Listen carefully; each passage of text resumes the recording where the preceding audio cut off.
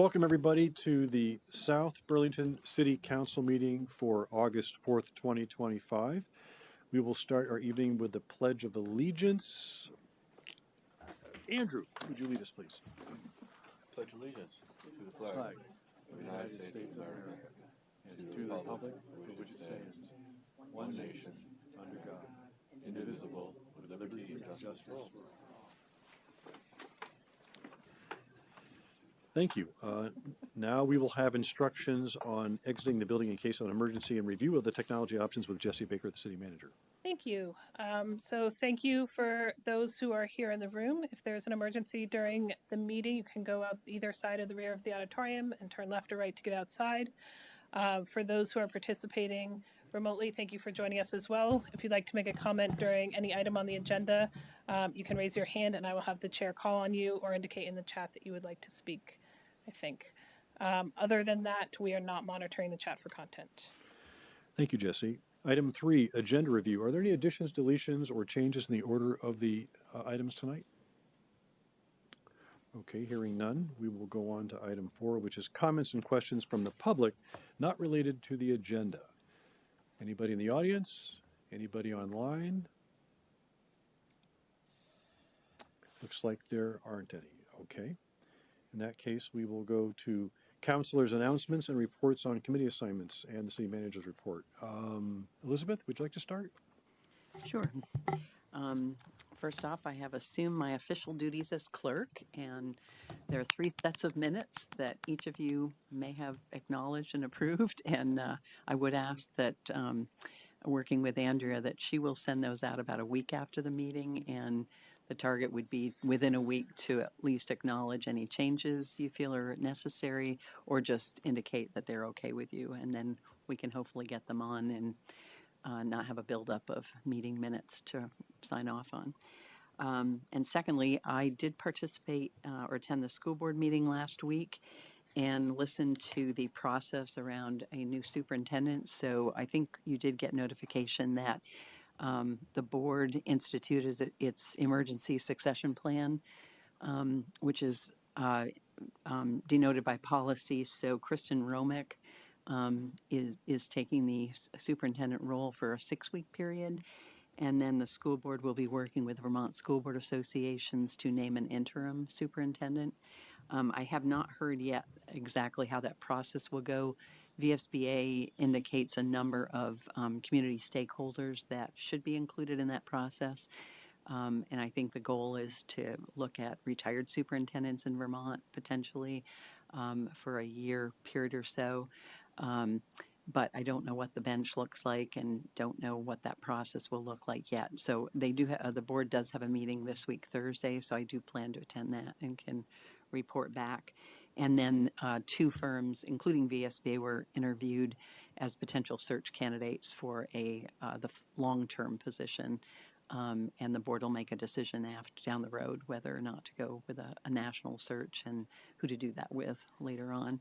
But in the interim, school's about 2.5 weeks away, and Kristen is on board in that capacity, but it will be well, I don't want to say it'll be a rocky transition, but there's a lot of moving parts right now, and hopefully she and school staff are in a good position to kind of step up and ensure the transition for students and families as the school year starts.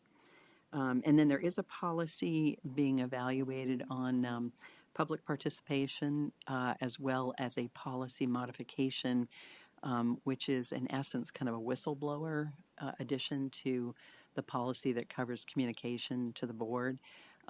So I think the board will be taking public feedback on that as well. Thank you, Elizabeth. That's it. Thanks. Andrew?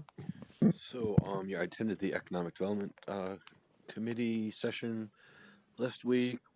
Principally, we discussed the draft of the Economic Development Strategic Plan, and we saw a draft of the implementation plan. It seems quite detailed. Certainly a lot there, potential to be done. What the committee discussed was kind of trying to distill it down to the top 3 or 5 things that they'd really like to get done in the near term, and come present to us and ask us to to help do those things. So I anticipate that in one of our upcoming agendas, the Economic Development Committee will be here with a presentation and with an ask like that. I also attended, along with Elizabeth, Tim, and Ann. Lori wasn't there. We all met the new chief. Thank you, Jesse, for a job and thank you, Elizabeth, for your participation. A job incredibly well done. He seems fantastic, very well spoken, very knowledgeable, very experienced, and so really looking forward to having him on board. Thanks, Andrew. Ann? I am not in any committee, so I did not attend any. I did, along with the, other counselors, attend the press conference introducing the new chief. And I want to say, in addition to what Andrew said, it was nice to see our former chief here, and as well as the reiteration that our acting chief is acting chief until October 1st with full confidence. And our new chief, I think, handled the questions from the press with wonderful diplomacy and accuracy. Including how old he was. That is an HR best practice not to know somebody's age, just for the record. The hard-hitting questions from the media. Lori? I don't have anything to report. There were no meetings of my committees in the last 2 weeks. I was disappointed to miss the press conference. I was out of town, but I am delighted with the outcome of the process and am impressed with the professionalism and commitment that everybody went into that process with. And I think we're going to see really good results. So thank you, Jesse. Thank you, Elizabeth, and everybody else. Thanks, Lori. I attended a Chittenden County Communications Union District meeting remotely, and it was fairly brief. There was a expense and budget report by the secretary, and there was discussion about how much an audit would cost when the budget was not over like $20,000 for the year, and the audit would cost like $20,000. So that's discussion is ongoing about how to hire somebody. I also attended a meeting with Peter Plumo and staff for GMT. They're starting a process of going to each of the major cities and towns and talking about the GMT system and possibly looking at maybe, how their assessment is done. And they're just starting their tour of the different towns now. I also attended that press conference with the new chief Bill Bro, and was also impressed with the process. Thank you very much, Elizabeth and Jesse, for all that hard work. And I also got to visit the Morgan Horse Farm in Weybridge that's run by UVM. It was my first time there. Really great. Took my sister there. She was visiting from Halifax, Nova Scotia, and I'd never been there. And so it was a beautiful location, beautiful horses, and old architecture, lots of history. It's a good place to go. So I recommend it if you haven't been there. Jesse? Great, thank you. So first, also want to thank or welcome Acting Superintendent Romick to the leadership team in South Burlington. I sent her a message right after her appointment on Friday, and she immediately responded.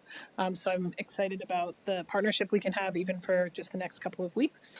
Also, thank you for the kind words about Chief Bro. We're really excited to welcome him to the team. For those who are perhaps watching this later on, Chief William Bro will be joining us on October 6th. He is currently the police chief in Dover, New Hampshire, which is a city of 33,000 folks and 54 sworn officers, so a bit larger than us, and really stood out from the candidates as proven experience leading a progressive 21st century police department.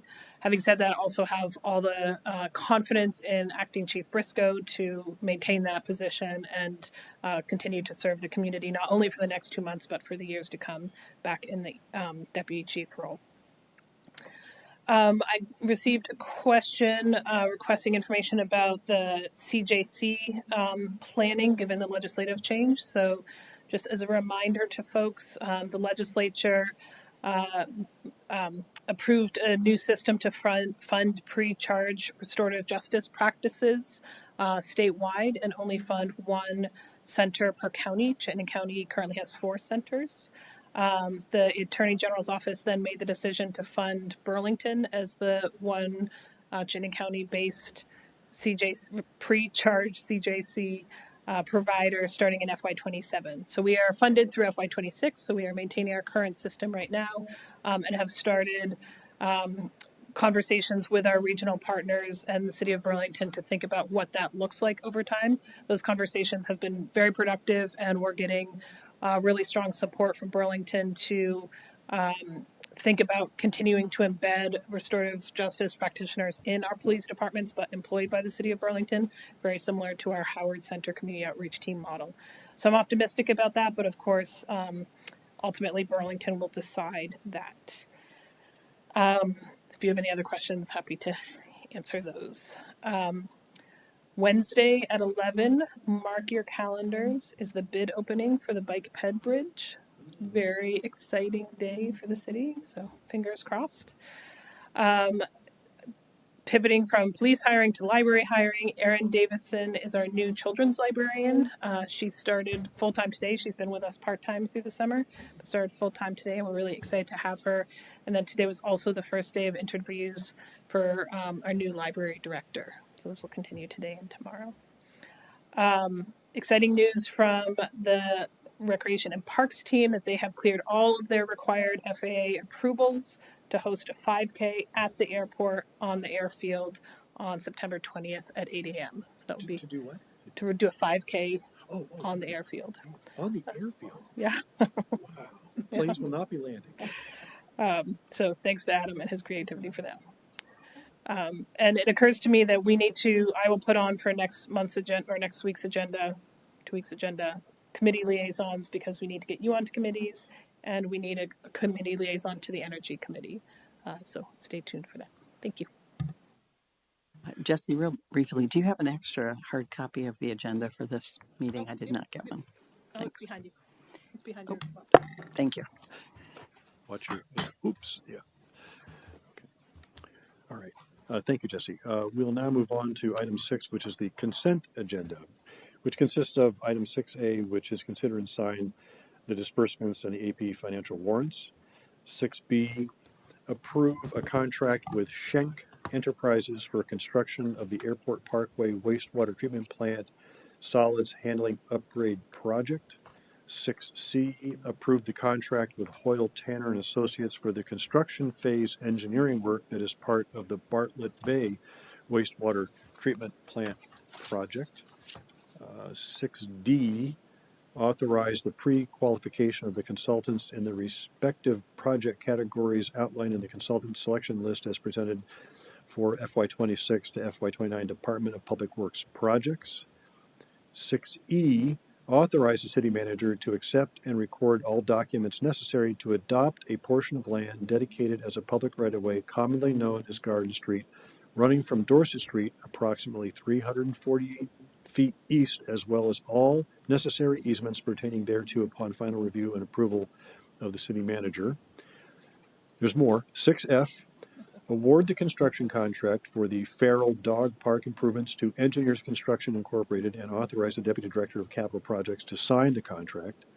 6G, request from the Public Art Committee to authorize the Williston Road Streetscape Public Art budget be combined with the Garden Street Public Art budget for public art that may be located within the Garden Street project limits. 6H, approve resolution 2025-16 updating the stop sign resolution to add a 4-way stop at Market Street and Garden Street. 6I, approve adoption of VT Alert as a public notification system for emergency situations. Yeah. And those are all the items in the consent agenda. Can I have a motion to approve? So moved. Second. We have a motion and a second. Is there any discussion? Could I pull 6C off for a quick question on that? 6 Charlie? Hold on. Sorry, move it. and I had a question about 6B, but I'm not gonna pause. I just want to ask that question after we pull 6C. So Do you- Tom, those are the Airport Parkway and Bartlett Bay items. Yes. So do we want to discuss that now, or do you want to vote on the rest first, or? Whatever the council's preference is, or your preference.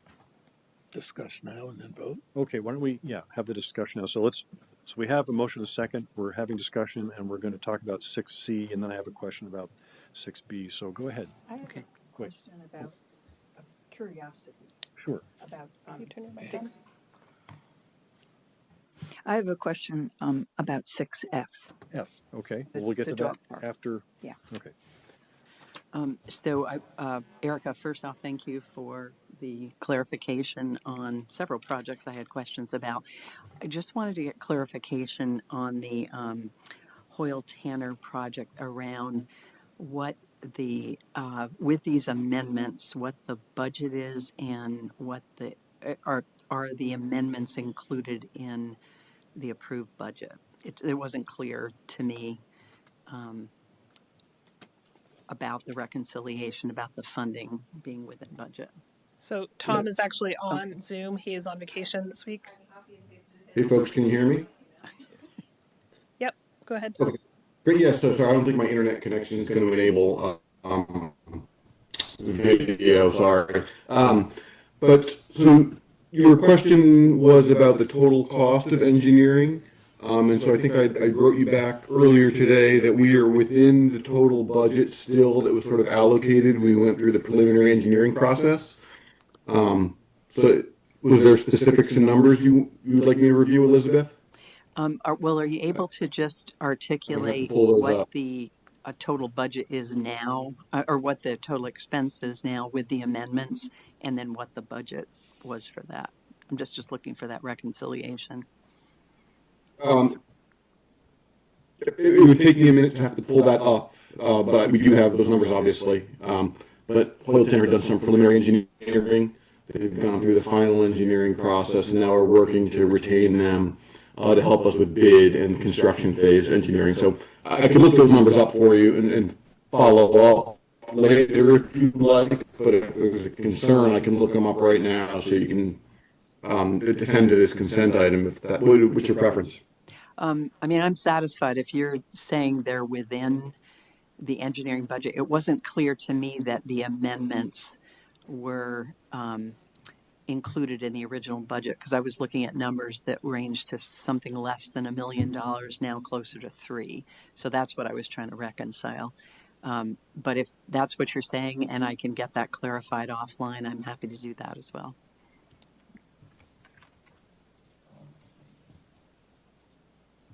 An original 3 amendments, one of the 3 being a no-cost amendment, and then some second amendment added some climate change related items, and then here number 3 is the construction phase. So I can follow up with that later tonight even.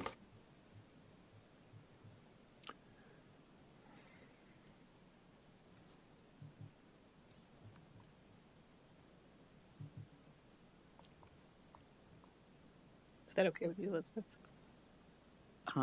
Yes, and I just was going to clarify where I saw these initial, because it was not clear to me. So on what page? Page 8 of 34, it indicates the original agreement amount was 986.8, and then there was a net change for prior amendments. This amendment amount and the adjusted agreement amount goes to 3.8 million. So that's partly where I was trying to reconcile amendments with the total budgeted cost.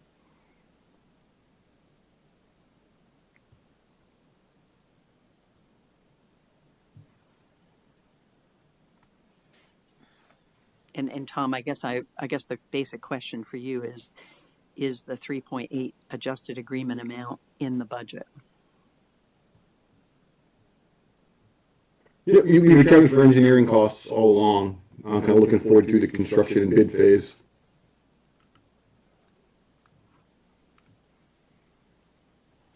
Sounds like the answer was yes. I guess I'm looking for a Yeah. yes. I think I heard Make a it yes simple in there. for me, Tom. Yes. Yes. I mean, yeah, I've been saying yes. I guess I'm not sure if you folks can hear me very well. Yes. Okay. Yeah. And just from, again, maybe just my observation is it looked like the project went from $1 million to almost $4 million with amendments. And I just wanted to verify that those were anticipated expenses associated with the project. They are. All right, thank you. Thanks, Elizabeth. My question's a little different. On 6B, which is the Airport Parkway Wastewater Treatment Plant Solids Handling Upgrade Project, and Schenck Enterprises has been, you're asking that we award that contract. I mean, I went online and Schenck Enterprises doesn't even have a website. So I'm just curious. I mean, are you comfortable with that company? I've never, the only time I've heard the word Schenck is that I think Dave Schenck built the apartments on Market Street and also one on Williston Road. I mean, are you confident they do this kind of work? I'm just wondering. Yeah, Tim, no, you're correct. So it's the same person, and they have done work in the city. We're familiar with him personally through that. He's recently hired some folks who have many years in the industry, have worked for other private firms to do this type of work. So we had our consultant look into that and make sure they've got the experience. But this would be one of their first jobs of this type, but they've brought people on board to help with it. Okay. All right. Anne, you had a question on 6. It's the Farrell Dog Park, and I noticed that there was a lot of red things crossed out, and wonder how that happened and who was proposing and the trees, etc. And if there was a reason other than financial that we went down. So Tom, Erica's here at the table. Hi everyone, Erica Quallen, Deputy Director of Capital Projects.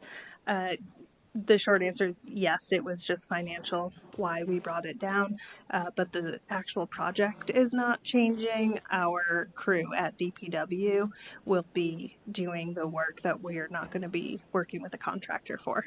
Okay, thank you for that clarity. No problem. Can you remind me what things will the DPW actually take over? I saw some line striping. Are they going to do the asphalt as well? Yes, so the project involves expanding the dog park. Right. That is going to end regrading it, so it's not a big mud puddle for half the year. And then the parking lot and access road will be getting it was gravel at one point. It's really compacted, so it will get paved. There will be some striped parallel parking spaces, a new green belt with some trees, and then the shared use path will have a more clear route between the parking, green belt, shared use path.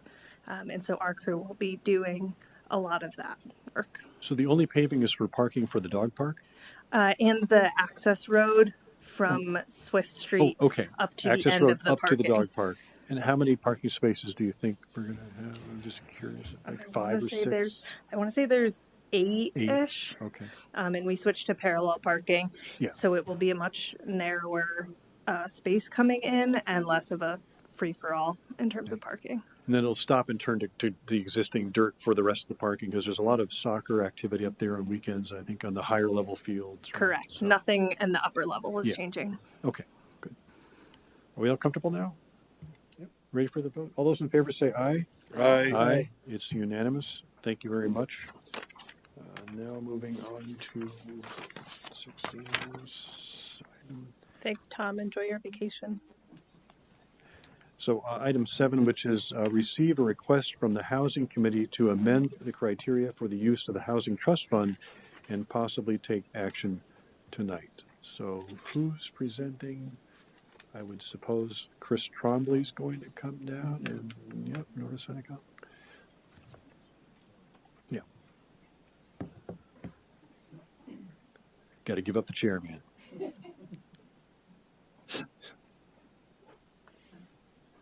Good evening. Welcome. Make sure your green lights are on and identify yourselves. Sure. Nora Sanical, Chair of the Housing Committee. Chris Trombley, Member, Housing Committee.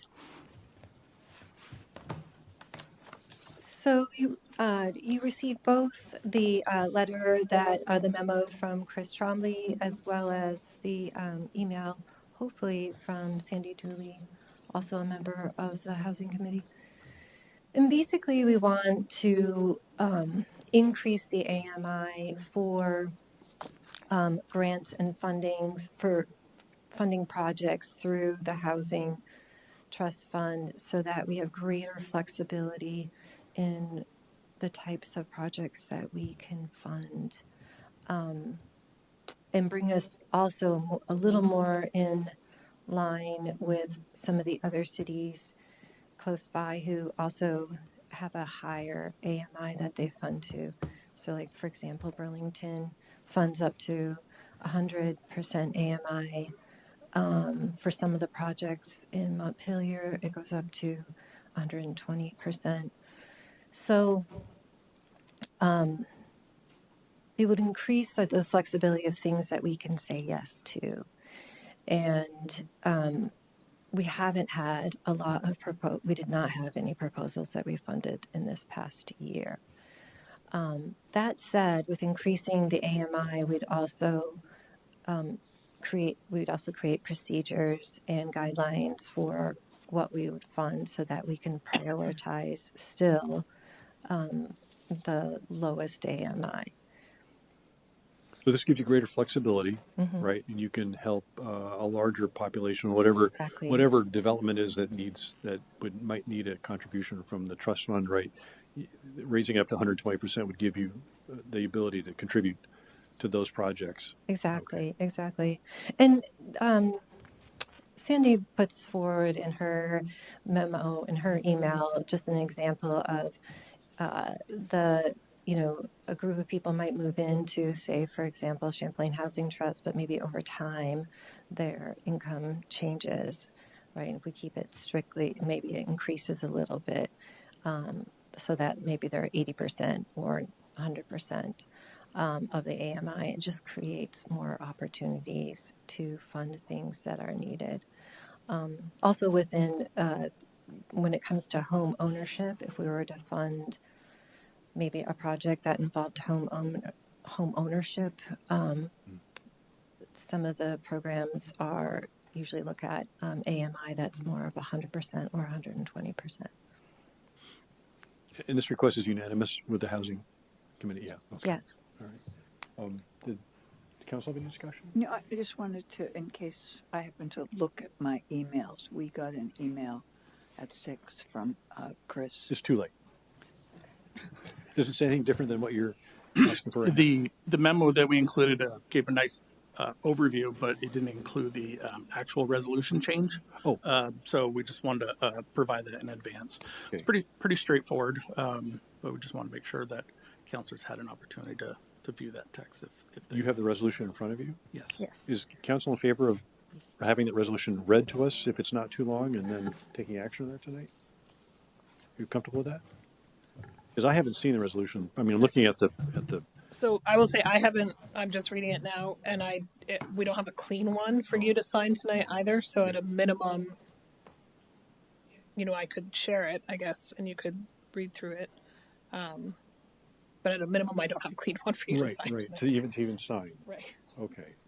Well, I'd like to have a clean document before we vote on something like that. But so. It's a quick item we can put on the next agenda? I mean, there's no time constraint on this, Yep. right? I mean, you're just. No. You can put on if you have policy agreement, we can put on the consent agenda for the next meeting. That sounds like a good idea. Yeah. Sounds good. You comfortable with that? Absolutely. Is there any questions that you have? Regarding the change? It sounds like it's a necessary thing, and you need the flexibility, and unless the other councilors want to chime in. I was just going to say, as liaison to the Housing Committee, I know this was a big point of discussion in the committee. It is one of the higher AMIs from a comparable municipality standpoint, but I think the rationale is solid. I'm supportive of the recommendation of the committee. And sorry, the resolution didn't get included for signature tonight, but I think we have a plan if everybody's in agreement to move forward. I appreciate all the hard work. Thank you. Likewise, yeah. So that's what we'll probably do is just stick it in the consent agenda for the next meeting, and once we get a clean copy, it's pretty close. Does it need any other work besides? I don't know. You don't know. Haven't I haven't looked read at it it. Okay, all right. It's fresh. All right. Thank you for coming. Thank you. All right. Sorry it was so short. Yeah. It's better that way, right? Thank you, everyone. Thanks. All right. Moving on to item 8, which is possibly approve an agreement between the City of South Burlington and the South Burlington City Center Collaborative to support City Center, and authorize the city manager to execute an agreement between the entities in substantially the same form as attached, with the SB3C Board Chair and Alana Blanchard, our Community Development Director. Who is the Board Chair? Good evening. My name is Alex Judge. I'm the board chair of the South Burlington City Center Collaborative and landlord of some buildings on Market and Dorset. Good evening. Thanks for coming. Good evening. For the record, Alana Blanchard, Community Development Director. So thanks for considering this evening. What you have before you is an agreement between the city and the South Burlington City Center Collaborative. It's sort of the culmination of nearly a decade of work because the collaborative was established in 2016. They're a 501c3 organization. They have not had any staff up until now, and there was a hiatus during the pandemic and following the pandemic. So they have been very reinvigorated, and thanks to Alex and the rest of the board are ready to really get to the work of being a downtown organization. The agreement that you have before you has been reviewed by the, sorry, I'm getting a big echo, by the, by the board and approved unanimously.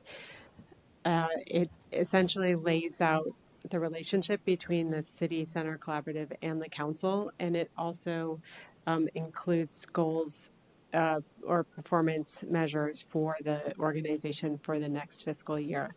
It includes a grant to the organization that will enable them to hire an executive director, set up an office, and start to engage in activities and events, which is one of their main objectives for the year. So as an organization, they would operate under the Main Street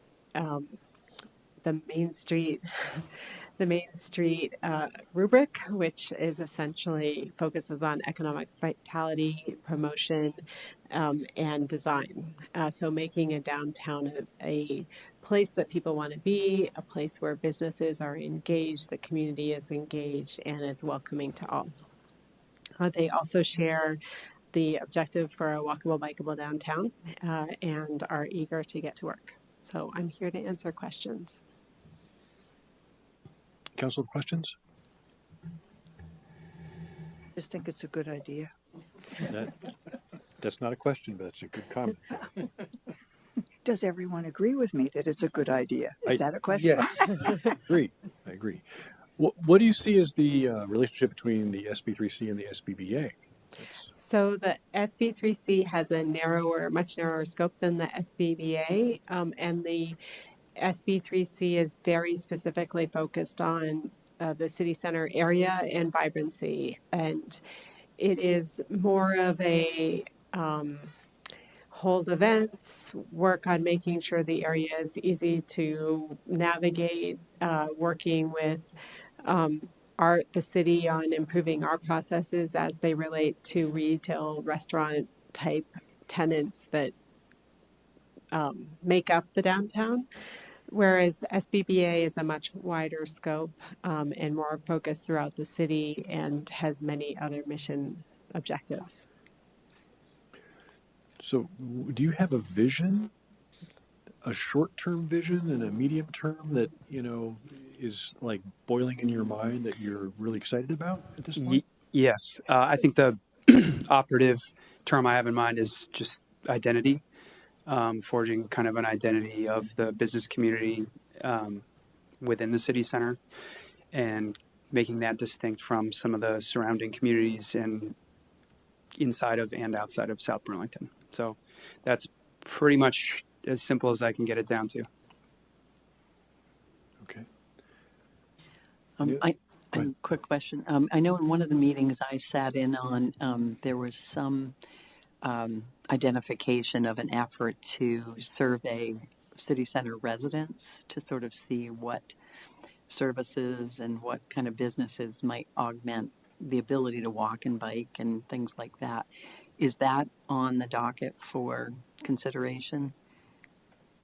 So there was an annual meeting, but there has not been a survey that was included in the objectives for this year. Okay.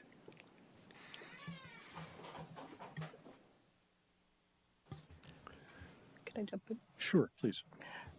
So I think I just want to give some commentary that I think that this is an exceptionally big step for City Center. Every community I've worked for historically has had very vibrant downtowns, downtown Winooski, Montpelier Alive, and then a few in Somerville.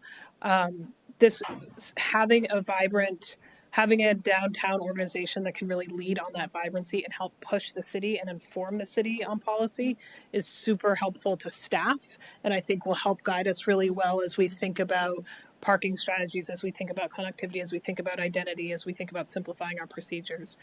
So I think this is a really, really big deal for our community. Any other questions from council, or do you want to go ahead and give me a motion to approve this agreement? So moved. Did you? So moved. Second. We have a motion and a second. Any other discussion? Okay, all those in favor say aye. Aye. Aye. It's unanimous. Thank you very much for coming. Nice to meet you. Thank you very We'll much. see you again sometime. Definitely. Thanks, Alex. How about, can we take it just...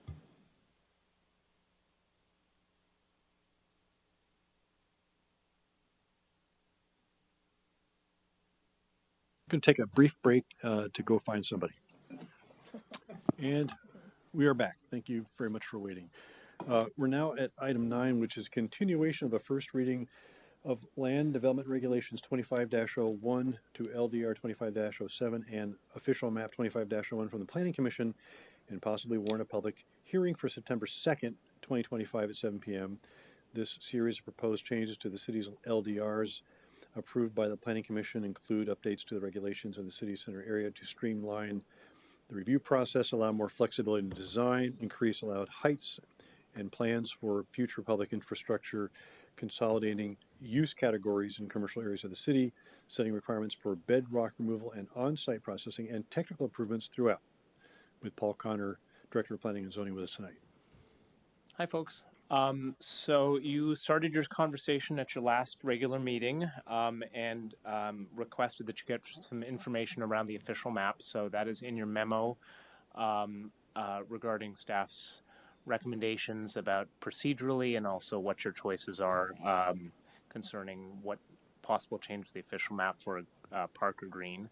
This is really your conversation, so here to be a resource for you. So at the last meeting, we stuck on the city center official map and the desire to put a blue dot on a property to indicate where a city green or some structure like that would go. And the feeling was that we wanted to have time to talk to staff about it. And I think we've received some more information. So I'm getting the sense that we don't want to have to put the blue dot on and let these LDRs go forward. Well, there was some choices. I mean, I would personally go with the choice of putting it in as part of the Planning Commission's regular official map updates next spring when the Planning Commission otherwise reviews the open space report, and encourage the Planning Commission to put a dot there when they do. So put it on the work plan. Put it on the work plan. Okay. I think that was option 2 in the memo. Yeah. And is the rest of the council in agreement on that? Elizabeth? Oh, okay. I'm comfortable with that. Okay. Yep. All right. So we don't need a motion for that. I don't think we just need to direct Do we? We actually have a motion. Oh, you have a motion for it. I'm sorry. Well, so for that part of it, if your guidance is to incorporate is for the commission to consider that as part of what they were already doing in their work plan, it's already in their work plan. Okay. Your action would be related to the amendments in front of you. Correct. Right. But then there was another point that Andrew was bringing up about heights, building heights. Right. Well, so maybe just a process question. So I don't know if folks will agree with me on the point I want to make, but process, Paul, if we were, say, to have a consensus about adjusting a piece of the proposal, could we do that? Yes. Here? So we can just do that. So if you have something that was part of the amendments provided to you, so one of the things that was warned, then the council can tonight or in any night before or after your public hearing make a change. What happens is you would make a specific change, and you could either in order to warn your hearing, you'd have to be precise in what that change is. Okay. The hearing would go forward. In the intervening time, under statute, a copy of that would go to the city clerk, and a copy of that would go to the planning commission for the planning commission to review and update their statutory report on consistency of the amendments with the city plan and the Thank you. The So with state that, statutes. can I see if I can persuade my fellow councilors on one small change? And Small? well, yeah, relatively small. And it would be helpful, Paul, if you can throw up the city map viewer so we can all look at this.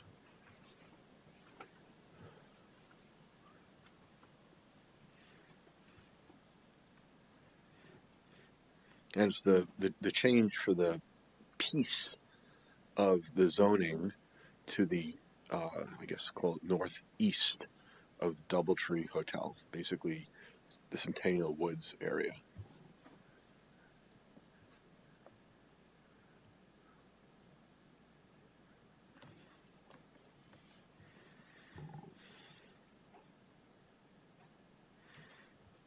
Yeah, so can you pull up the zoning and then the overlay districts? Right now, you're seeing the current zoning. Right. So this shows the blue is the form-based code. The orange is what's called the high-scale mixed use, which is proposed to become blue. Right. And then institutional agricultural is behind it. And that's not changing. That's not changing, Right. right? And can you pull up the overlay district? I sure can. So this is the habitat block in yellow and river corridors anticipated in blue. So the change that we're considering would basically allow 12-story buildings in that little, I don't know what we call it, finger that juts into Centennial Woods, and then 12-story buildings basically on the rest of the orange adjacent to Centennial Woods. That feels just really inappropriate to me as a place to put big buildings, right? We otherwise have rules which say when density steps down, building height steps down. This is the ultimate low density place. This is one of the premier jewels of our park system, right, in our northeast corner. And it just sticks in my craw to put 12-story buildings in that orange next to the park. I would really like to move these LDRs forward, but revert the zoning to the current and not increase the heights of buildings in those areas. So what maximum height would you be comfortable with? What zoning? So we haven't explored what the current zoning is for high density mixed use. I'm assuming it's 5 or 6 or I don't know, 4. I don't know. High density mixed use can top out at 7 with all of the bonuses. Okay. I mean, so I'm not going to make this a science project and try and, right? I mean, 7 feels high too, but like that's what it is now. But 12 feels ridiculous here. Sure. Well, can we just talk about the Doubletree and its maximum is like? Well, that's what it is. That's already T4. No, I know, but I'm trying to think of the scale of the buildings around there. There's on that side of the interstate, there's nothing of that height at this point. I mean, the new construction along Williston Road in front of the Doubletree, that's like 6? I believe it's 4 in front of the Doubletree, and I believe the Doubletree itself has portions that are 5. Okay, but no more than 5. It's like 4 or 5. Correct. Yeah. And then down in that UVM area where, what is it? They have the police department, and is that in Burlington, adjacent. Right. Those are like 1-2 story. There's nothing really tall about those either. Currently, yes. Yeah. UVM has been in conversations with both the city of South Burlington and Burlington along the Williston Road frontage about possible future work. So I imagine that they are considering on the rugby field on both properties. And if you then go south a little bit and pull the thing up and you see Quarry Hill, right, below Staples, right, that's all 4-story, right? I mean, that's the way it's built right now is all 4-story. Yes. With maybe a parking garage peeking up on the bottom, Yeah. right, a half a story or something like that. So, no, I see your point. I don't know if anybody else can see it as well, or if you. Yeah, I mean, I understand the point, but I also, Ann and I met independently with Paul to kind of understand this a little bit better. And my understanding is the Planning Commission's recommendations are really a forward-looking view to anticipate what might be needed down the road and offer that flexibility, and the probability that any of these areas are going to all of a sudden see 12 and 14-story buildings going up in any number is pretty low. And the intent, I think, by the Planning Commission was to focus on, providing density in the areas that could support it. So, I was asking the question sort of what was the rationale behind 8 versus 10 versus 14 stories, and a lot of it was predicated on sort of what's perceptual from a sidewalk standpoint, what's perceived, and allowing for future density. So I had a similar question. I don't know if it's relevant to this discussion, but if you go down to the property that is adjacent or abuts the school property, should there be any concern for building height next to the school property? And maybe you can speak to that independently, Paul, or just so it goes on public record. But I wondered, for both visibility, light, and safety reasons, should there be some... Does that already step down? I don't know what the right thing would be, but it was a question, and I think, Paul, you answered it, but it might be good to share it with council if people didn't see it in the public as well. Sure. So this light blue... Should we finish on the upper part before we jump to this lower It may be part? relevant because I think this steps down, right? Let's hear it. Okay. It may be useful information. Sure. So this light blue, San Remo Drive, this is the PC construction property. This is the Ann Roach Furniture, and this is the former radio station here. This is in the T4, so that would allow for the 135 feet maximum.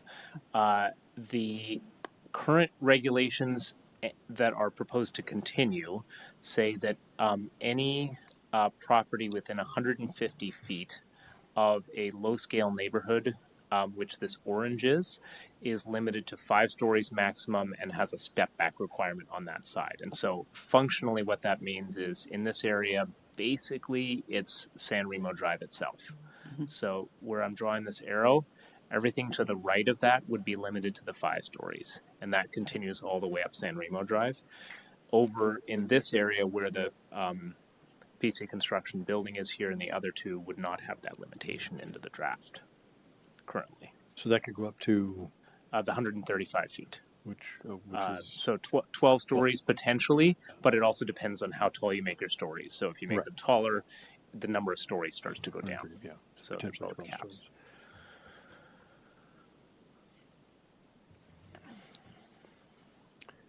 And how far is that property edge from the edge of Tuttle? Is that about? It's 250 feet. 250 feet. From the current building to the property line.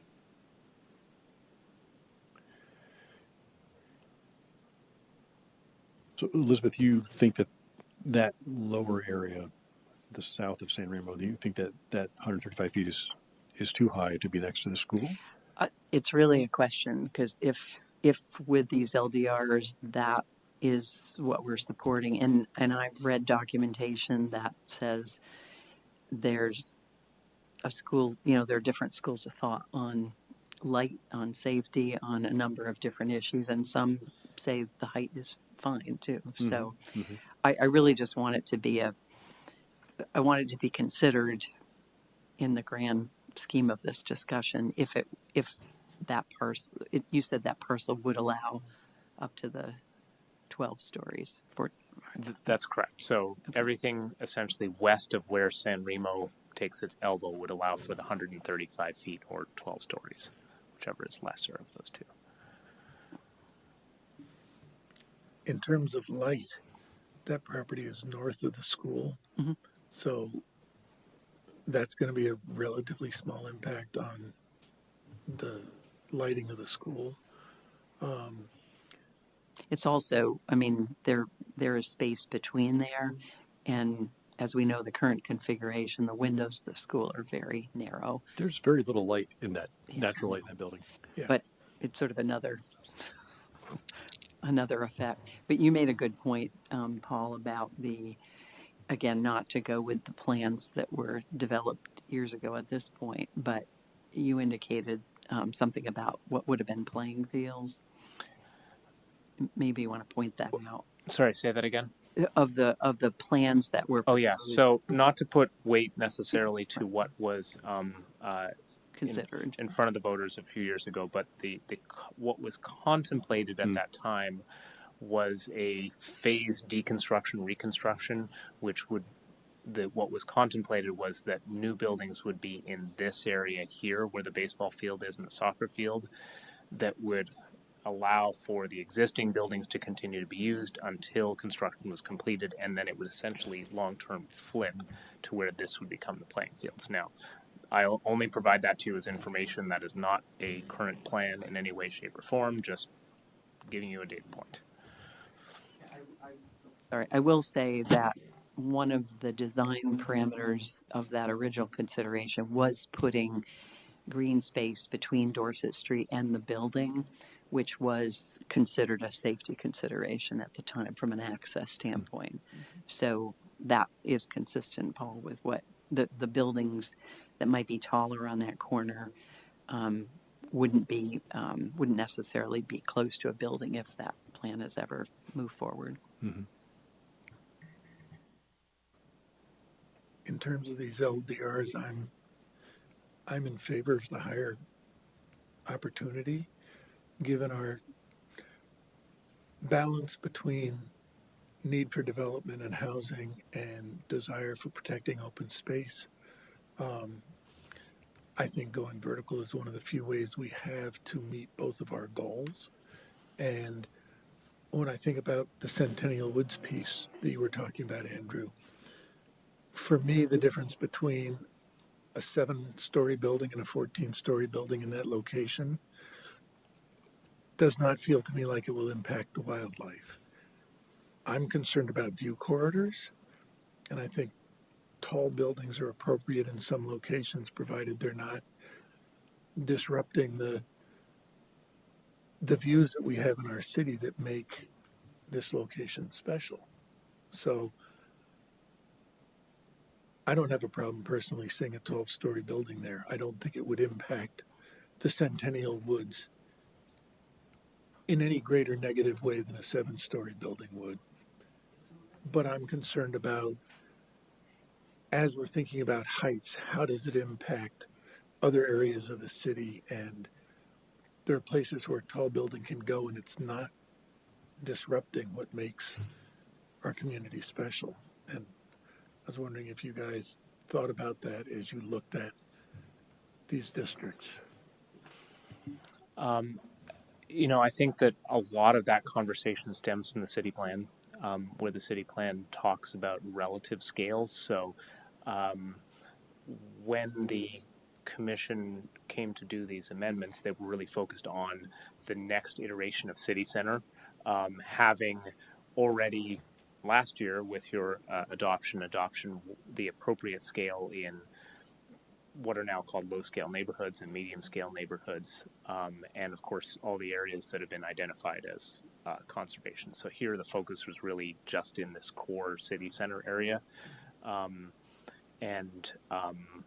I think as a starting point, the commission was looking to see, we've seen 20 new buildings already built in city center form-based code. That's really positive in the area that has been the focal point for the city.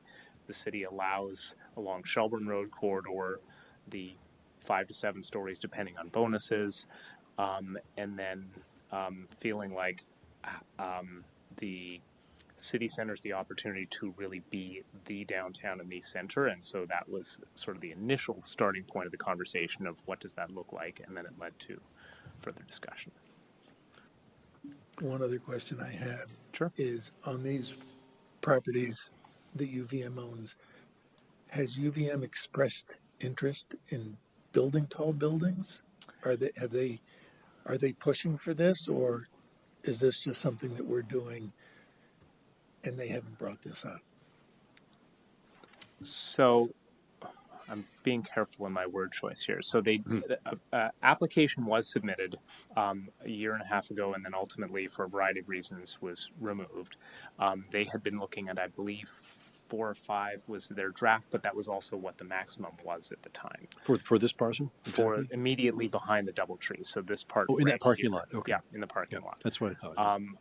In the very preliminary discussions of that, they did raise to us whether we would be ever considering more height than that. And we said that we were starting a planning process, and we said, if we were, is that something you'd be interested in? And they said, yes, we would be. We didn't carry the conversation too much further because the planning process is intended to be looking at the entirety and not just sort of what is the interest of one property owner or 2 property owners, but we did communicate with them. We communicated with the University Mall. We communicated with the folks who are who just redid the former Holiday Inn site about whether this would be something that would be of interest to them, and they all expressed that they would be supportive of that. Whether they're going to do it or not in the short term or medium term, we don't know, but they were all supportive of that it created opportunities for them. My only one wish would be that if we allow buildings of this height, that we somehow protect the open space that we have, because we're doing this, for me, we're doing this so that we can not build on the spaces that we need to protect. But 6 stories, I think it's, well, let's say it's 6 stories or 7 stories. You start to peak above the canopy, I think, because those are some really fairly old trees in there. I mean, they're fairly tall, right? Because I've parked my car and walked through Centennial Woods, from the Burlington side, that parking lot that's in the upper left-hand corner. And so, I mean, if you're talking about the juxtaposition of a lot of wooded area and a very tall building, I understand that. If you have a 7-story building, let's say it's 6 or 7, it might just be peaking above the canopy, and it's more tolerable, And the same would, I mean, that parking lot behind the DoubleTree, it would be affected as well because of this, right? So I see your point, and I agree. Because of its proximity to the Centennial Woods, I mean, I would be favorable to limiting it back to 7 stories max. Would the rest of the council feel the same way? I'm I'd be open to inclined. doing Oh, that. sorry. Go ahead. You say again? I was going to say I'm inclined to accept the Planning Commission's recommendations. Here. Okay. I would be open to doing it just with the north sort of peninsula and still allowing it in the parking lot that's behind the existing. I would take that because Is that it North Peninsula is the Just that just thumb, thumb? just the the, thumb, the finger. Yeah. finger, thumb, Well, whatever Finger. Yeah. peninsula. I would be more inclined to just accept the council's or the commission's recommendation, but if there were to be an adjustment, I could probably be comfortable with that one. Is this something that we can do right here in this meeting? Is say cut a line at the little isthmus there and? So yes, the question is technically what is the best way to do it. So let's say you were to draw it at the, good use of the word isthmus, by the way. If you were to draw it there, what does the balance remain as being? So one way that you could do it would be to say that everything north of that instead of being in the high scale mixed use, becomes institutional agricultural north because that's the zoning above that. The downside of that is that that means a reduction of what can happen in the parking lot from today. I don't know what the property owner would think about that. Leaving it as is in the high scale mixed use would be very awkward because it would mean there's an island of one little piece of a zoning district that the next closest place is Shelburne Road. That would look very odd. There might be a way to say that, trying not to describe this in spot zoning terms, but a certain distance back from Shelburne Road is listed as being has that limitation of, I guess I would do it maybe from the other side, from the institutional agricultural, that properties that are X distance south of the institutional agricultural are limited to a height. So I think those are a couple of options that you could explore. Well, that would make a lot of sense too. I wouldn't recommend the one that is leaving it as an island. I think that would look too much like a spot on a map. Does this delay moving this forward, or can this be done and still keep the schedule? If you are comfortable with the direction this evening, you can, as long as you're precise, you can do it this evening. And the schedule? Yep, it doesn't change the schedule. That's up to you all. So how many feet, Paul, do you think we'd have to say from institutional ag to protect that isthmus? While I'm looking that up, it looks like Jesse maybe. Can you just show on the map exactly the area you're talking about for? Yeah. Oh. Hang on. And I'd also like to hear how Ann and Elizabeth feel about this if this change was made. Okay. So I think that what a couple of counselors were talking about was drawing an area more or less like where I'm drawing this rectangle. Oops, that is not showing as an actual thing. That is just me clicking around. Oh, there we go. Mm-hmm. No, come on. There we go. An area more... on, mouse. Gotta click it hard, yeah. More or less like this, That's- although I would draw it a little more precisely, as being having a height limitation relative to the institutional agricultural north of it. I'd pull that south border north further, but yes. Right. Perfect. Yeah. Something like something like that. Yep. So we'd have to figure out a way to describe that doesn't sound like a legal meets and bounds description of, and thence 46 feet to the left and that kind of thing, because that would be odd. But That red line to the north of that looks like it's already parallel. Maybe just move that line south a little bit, you'd have it. It'd just well, if you would like to have a discussion amongst yourselves about whether that is something you're interested in, I'll do some math while you're doing that. Elizabeth and Ann. My struggle is we have direction that we have to be precise so that we can send this back to Planning Commission for both the public warning and for the state implications. I forget the report it is. So this process doesn't feel that precise to me. That's all I can say.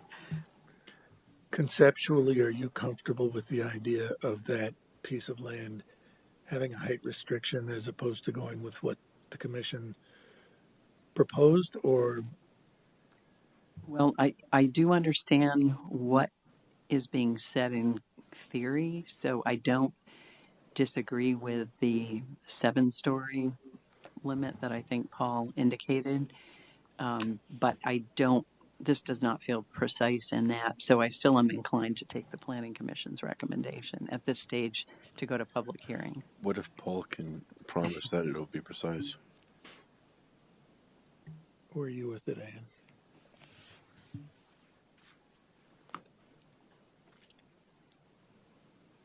I don't know how to react to that because I feel like the direction came to council, so I don't know. I'm struggling a little bit with what I would be agreeing to. I understand in principle what the proposal is. Waiting for Ann. At this point, I would be comfortable with relying on the expertise of the Planning Commission and what they provided to us. Partly because I think we are assuming that because there is a height limit that all the buildings will be up to that height. And I don't know that that's necessarily realistic and or a fait accompli. That said, if the council thinks differently with some of what's happening now, Well, just to be clear, I'm not assuming that 12-story buildings will be built, but I think our responsibility here is to shape the future and to define what can be done, right? Not what will be done. And so that's my perspective on this. and I appreciate that. And that's what I'm sort of wrestling with in terms of, I think, Lori, what you said, which is the what sometimes is seen as competing goals in terms of open space and view corridors and wildlife corridors and the need for housing. Because we are, I call it, we are part of the urban core, whether we like it or not. And look, we could always choose in a year, 2, 5 to upzone this. There's a tremendous area that we're upzoning already, right? That entire blue area. Yeah, Going city from center. we're probably adding tens of thousands of possible units, through the LDRs already. So it's just this little piece. And we could always choose to upzone it again in the future, right? If we feel that there's not been enough. I mean, and don't forget, I mean, in those areas where you have proximity to two-story houses, like, on the eastern side of San Remo Drive, right, there is a requirement to step the building up because of the proximity. We don't have anything like that for when you're proximal to a huge forest, right? And so what I'm worried about is that effect where you have forest and you have this huge sore thumb sticking up. Whereas if you have just something peeking over the canopy, it's more copacetic. Paul, We're talking about maximum heights here. right, So. and I didn't understand that it would be I did not. It is not my understanding, and it could be wrong, that what is in there is an assumption that there'll be rectangle buildings, and that there wouldn't be, something more pleasant. But that said, I mean, You never know Paul, what you're going to. did the commission have any conversation about what we're discussing, or is this Question. something that was just So I would say that they had a fair amount of discussion on the area immediately behind the DoubleTree, knowing that was an area where parking lot and the scale of the hotel is pretty substantial. I don't think that they had a lot of discussion about the sort of isthmus area back there. based on the conversations they had? Do you have a sense whether they would be aligned with what is being discussed, or whether this would be I don't think contrary? I could hazard a guess on that. Oh, come on. I think Can I ask another question, Paul, Tim? I've lost in this conversation.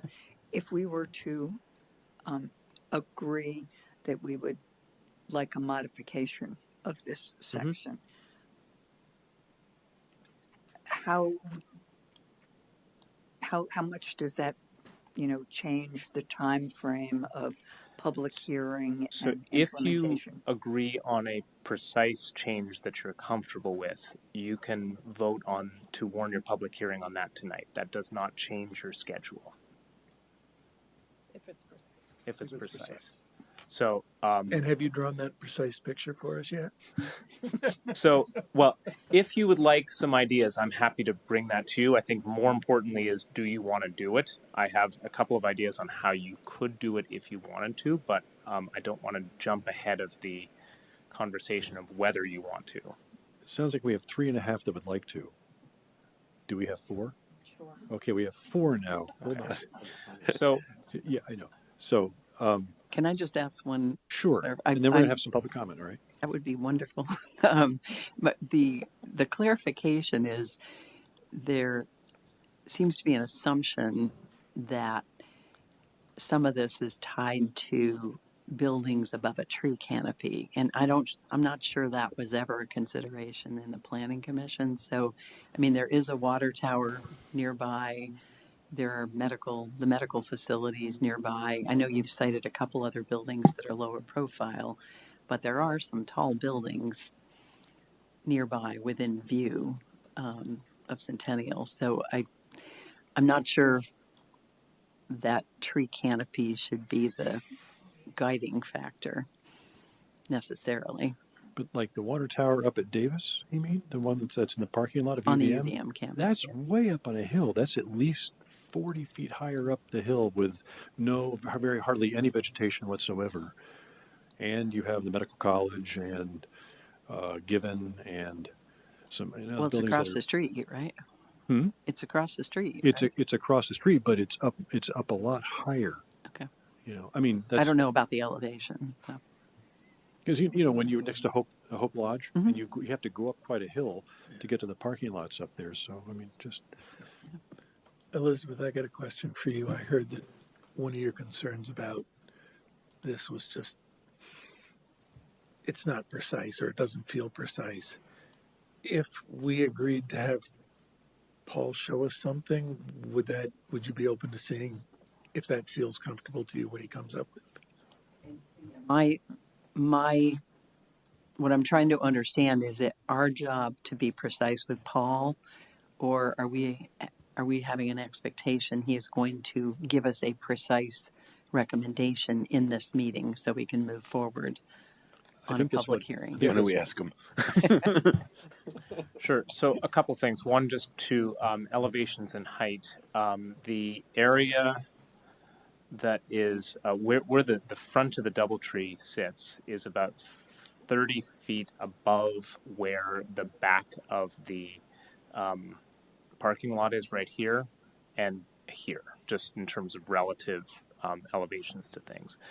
If you wanted to be advancing this, one tool that would be maybe a very one that you could tie to a planning purpose is this orange line that Andrew noted before up here is the edge of the transit overlay district. It has certain other elements to it. A language could state that the height limitations are, that the height outside of the transit overlay district is considered the same as the adjacent to the neighborhood. So basically, draw it down to the 5 stories there. So that would be one way that you could draw the line right here. The effect of that is it would exclude this one property down here. That is where the newer Quarry Hill 2 apartment buildings have been built. There's one more building to be built here. Currently, this approves a 1-story building because there is a court decision that mandates that it not exceed something like 25 feet in that view corridor right there from the Supreme Court. So that is one way that you could do it. You could also do it as a measurement of, it looked like 800 feet from the institutional agricultural would get you basically to a reasonable spot in the isthmus here without affecting this area here. So I think you could do it either of those 2 ways if you wanted to. let's hear from the public. Barb, did you want to say something? Thank you.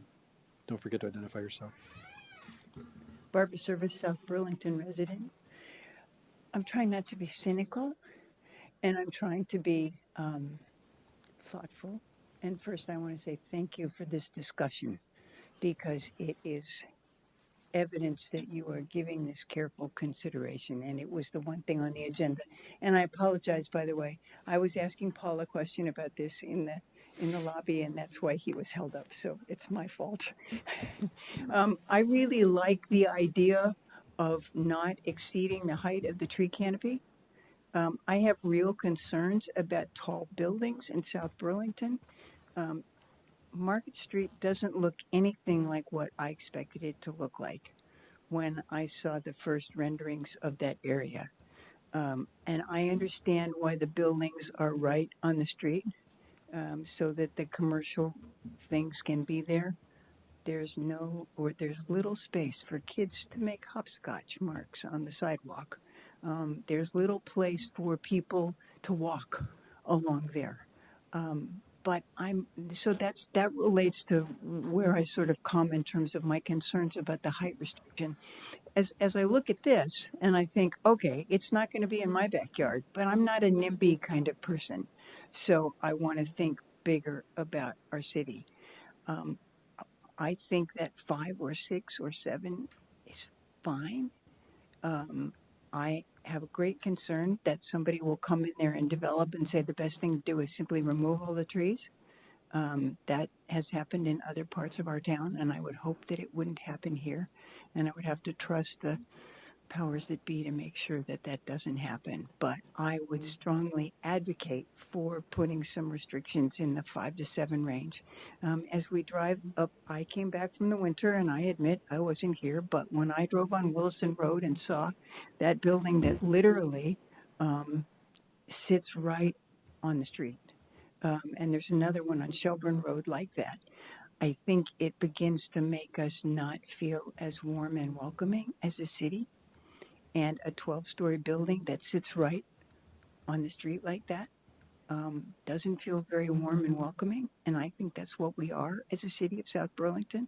So I would just encourage you to consider, if you need to go to 7, okay, but to stay away from 12. And at some point down the road, if it needs to be revisited again, it can be. But for now, let's not get too overly, I'm not sure what the word I want is. I didn't expect to talk tonight. I expected to listen. But I really do appreciate all of this conversation and hope that you will put some restrictions around this that make it something less than 12. That allows, I don't know, can you put a stipulation in there, Paul, that says they can't take out all the trees if they build something? Or whatever, but to put all of that so it preserves some concept of what we are as community in the building of trying to provide housing for people at the same time. Thank you. Thank you, Barb. Anybody else?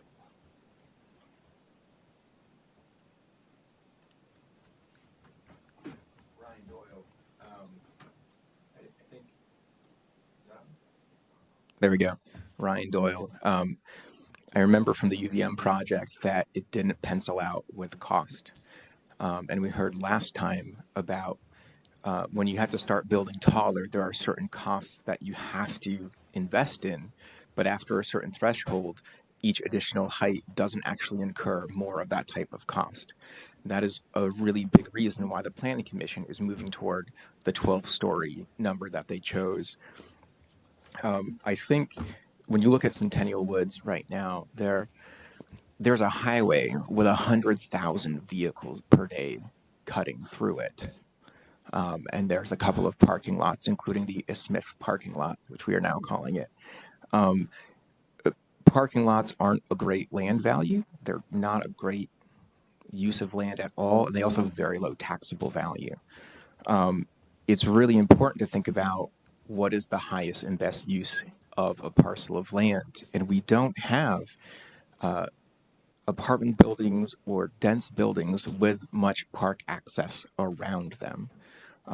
So when you think about it from all of those perspectives, from housing, from our taxable land base and the best use of land, taller buildings make more sense. The thought that a taller building next to trees is inappropriate doesn't make any sense. We know that from a climate perspective, a taller building is more efficient than a shorter building in terms of land usage and runoff and things like that. But also, microclimates are very important for the ecosystem. I actually read a paper about that this week. So when you put a really tall building near a forest, sure, if you were to bulldoze everything and put up walls of buildings, that would have a pretty large impact on the next 100 feet of forest right behind it. But that's if you make a massive wall investment. Think like New York City and the way that affects Central Park. We're not doing that here. The importance that a building provides that's really tall near a forest land is that it changes the amount of shadow. And so over time, what happens is that the species will slightly adjust more, that like a little bit less sun will do better in that pocket directly behind the building. And that is a normal thing. This happens especially in the Green Mountains, where we have deep valleys that provide shade at different times of day. So there's no reason from like a climate or nature perspective that would make a taller building worse for the forest around that. The other thing is, for 55 years, we have had an 11-story building a few miles from here. Nobody ever notices it. It doesn't actually stand out as much as people think it would. It has some single-family homes around it and a park. It's on St. Paul Street in Burlington. It's called Decker Tower. And it has a very large massing, and yet still doesn't actually have a large impact around it. This exercise, we're basically saying, how do we spot zone without spot zoning when we're talking about that Ismith parking lot? And it is all recorded. And I think that is actually a risk to the city to be trying to handle that singular parking lot in the way it is being dealt with right now. And I think I'll close it there. Thank you, Ryan. Paul, do you have a trapezoid that will define for us what we think we want? So here's a couple of options if you wanted to pursue this.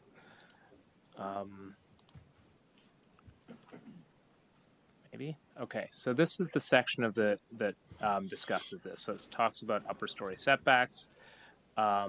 It talks about where a lot in the T4 abuts the T3 low scale neighborhood, medium scale neighborhood, the following standards shall apply. This is where the partner in the neighborhood applies. So you could, let me get this a little bit bigger, you could write one of the following two things.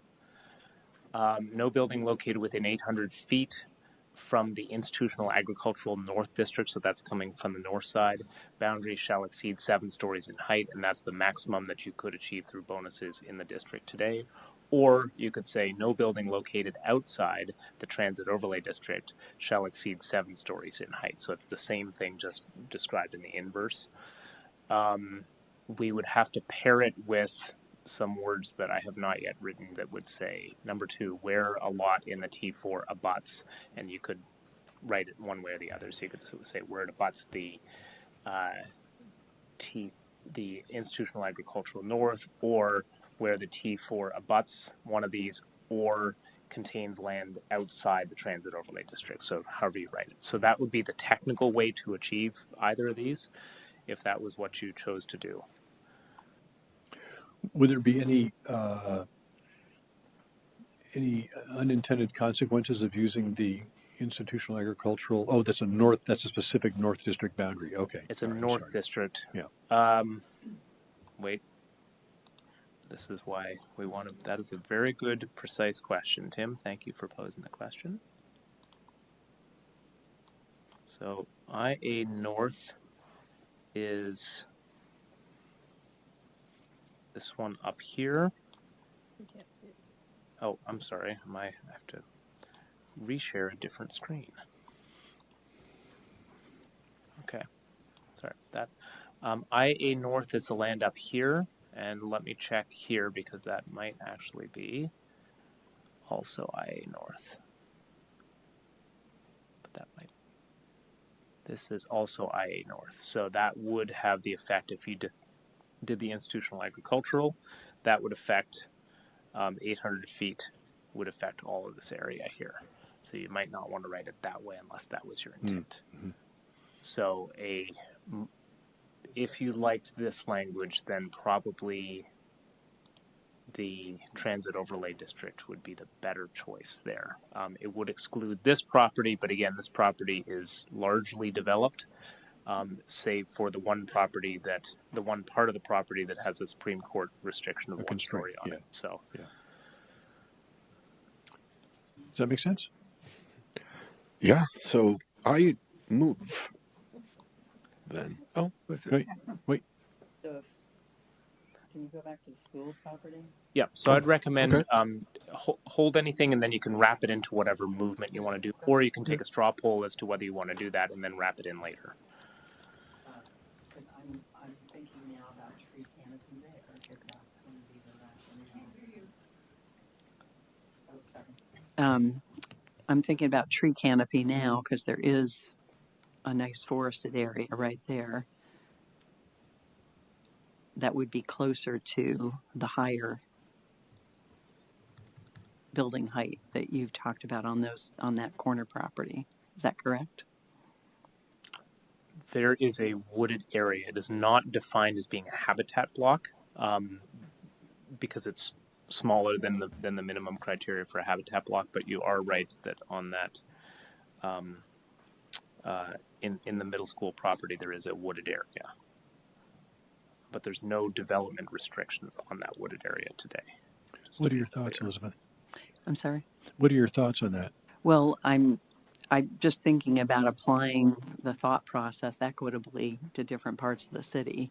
If that's the rationale for the transit overlay area, is canopy, and there's the lower end of this development now that would have a treed area. It's not transit overlay, it's not agricultural.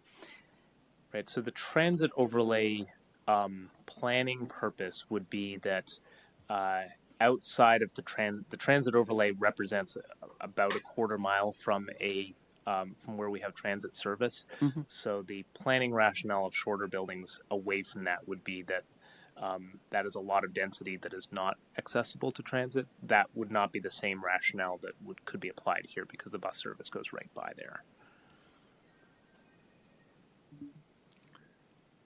I have a question. When we talked earlier about the city map and adding to the city map or not adding to the city map now, approving the city map the way it is and having that be something that gets looked at in the future, if we approve the LDRs written the way they are now and ask for this to be something to go back to the planning commission to review, it feels to me like we're trying to. You mean the island? Yeah. Okay. Yeah. Yeah, it feels to me like we're trying to dig into something that they've already put a lot of time into. And if we approve it the way it is now and say we would like the commission to take a look at this and come back with a recommendation to council on how to deal with that peninsula, I'm leaning sort of towards that given the varying conflicting things that are going on right now. And About that. He's okay with that. Because, I mean, it's a future-looking thing, and, we're not going to get a 12-story Yeah. building there in Yeah. any time. I And think if we give them direction that there's a sense of the council that some of the councils that maybe that should change and they look at it. well, we've had extensive discussion on it tonight, Yeah, and yeah. I mean, nobody's ever discussed it this heavily before, Yeah. so I think they'll understand that we. So you're talking think about it's- potentially moving forward as is for this area, and then asking the commission to take a second look at that. Okay. And is that Going something forward, if the yes. commission looks at it and says, you know what, actually it would make sense to have a lower building height, that is something that then could be done in the future? That could be done in the future. I think what would be important would be for staff to take the opportunity to communicate with the property owner about what the council has done so that they're not surprised. Typically, when something goes downward in zoning, that's something a property owner is not usually advocating for. But I think if you were to say that you're approving this because you think it is generally in the right direction for, in this case, UVM, but that you've asked the planning and you didn't want to hold that up for the rest of the property, but that you have asked the commission to take a second look, that might be meaningful from a communications perspective with them, so that you don't have the commission or you don't have a surprised UVM coming to you and saying, why are you lowering after you've would they have any approved? right to contest that downzoning?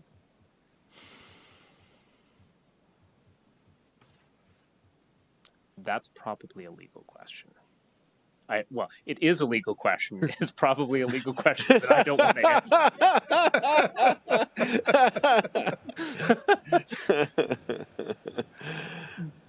The change would have, I mean, you've already written the language about the transit overlay district and what's outside of that. So that there's a rationale already created for potentially doing that if we decide to in the future. In a very broad sense, municipalities have the authority to go up and to go down. Yeah. The question is it a thoughtful planning process that led to a thing? And transparency is the cure to a lot of things without stepping into legal territory. So I think I prefer to go with the transit overlay district suggestion tonight. That's a simple That's how I would go. And then it's done. Then we're done. Then we can go ahead and move this along.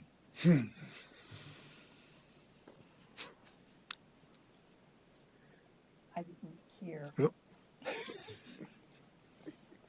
Andrew, could you repeat what you Yeah, said? I would. My own perspective would be to go with the suggestion that Paul articulated and drafted to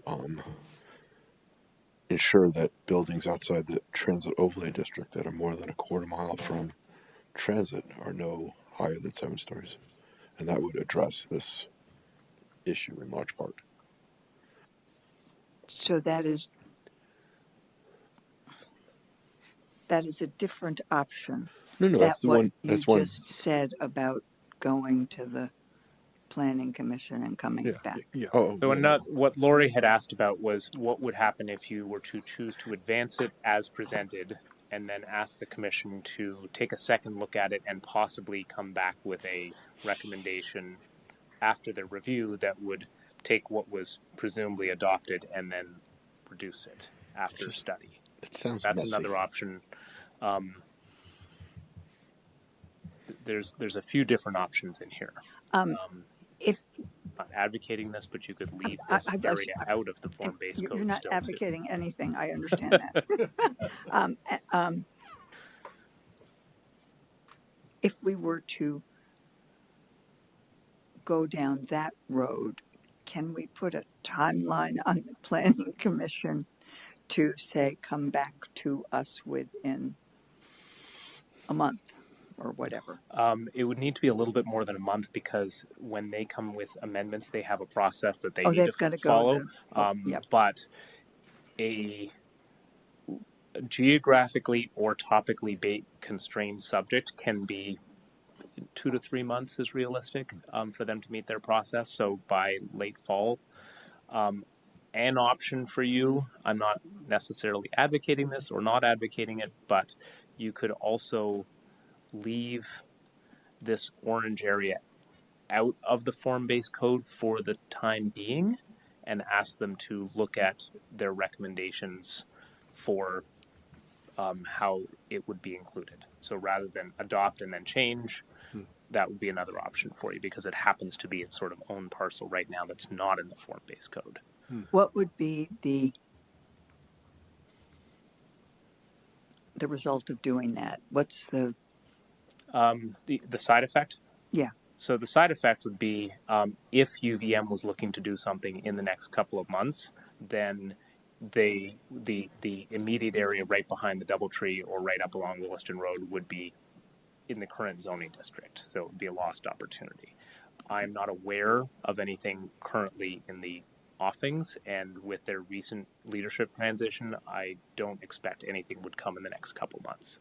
So if that might be the cleanest way to advance this, rather than to do something and then change it, you could say we'd like for the commission to take a second look at heights here specifically in the area of the isthmus, and then have them give one recommendation for you to advance rather than one and then change it.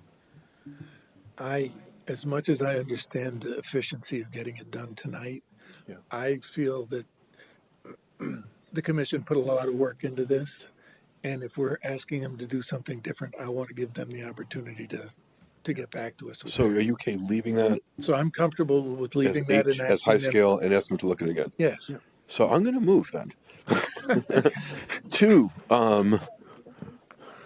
warn a public hearing for September 2nd, 2025 at 7 p.m. with Oh, this. Are you moving are you moving this whole thing? I mean, the whole LDR? With this With change. With this change. Oh, with the orange part left out. Oh, you.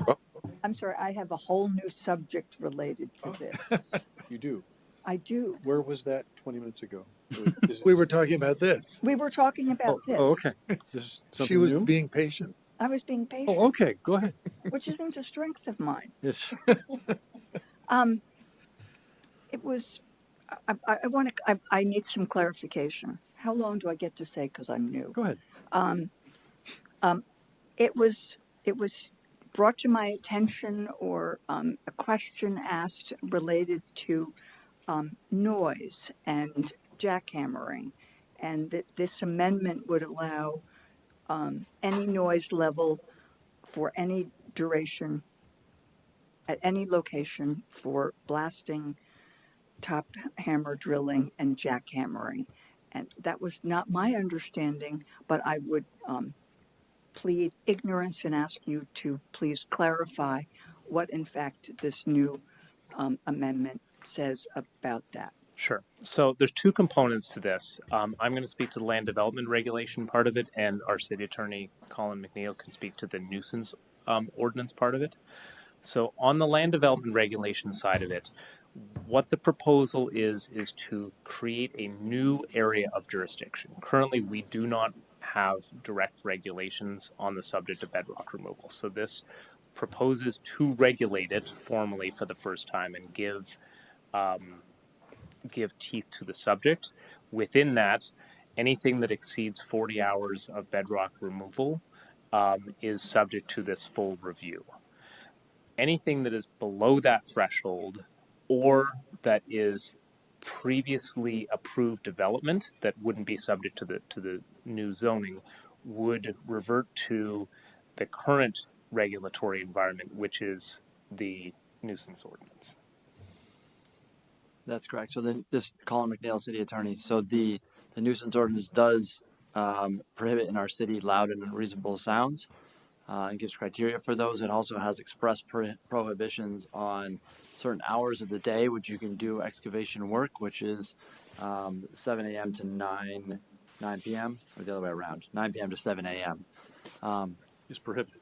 Is prohibited. And so there are regulations that would control in this situation, but it is somewhat subjective and it is somewhat determinative of what is loud and unreasonable. And during the day, if this type of action were to happen. Thank you.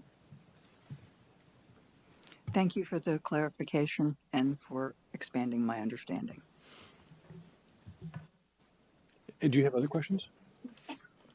No, that's it. Okay. Okay, so I move to warn a public hearing for September 2nd, 2025 at 7 p.m. for LDRs 25-01 to LDR 25-07 and official map 25-01, except that the area presently zoned as high-scale mixed use just north of the Doubletree shall remain zoned as high-scale mixed use with direction to the Planning Commission to further consider building heights in that area. Just to be clear, when you're saying that, you mean the whole high-scale mixed use north of Williston Road? Yes. Regardless of its cardinal direction to the hotel? Yes. Just getting it on the record. I'll second that. We have a motion and a second. Is there any discussion? Then all those in favor say aye. Aye. Any opposed? Opposed. So Elizabeth voted nay. The other four were aye. All right. Thank you for your time. Thank you for your time.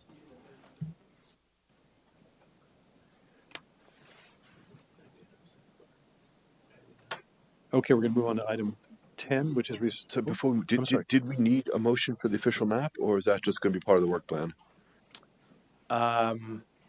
You just warned the official map as included in the package, so Yes. there's no action required for that.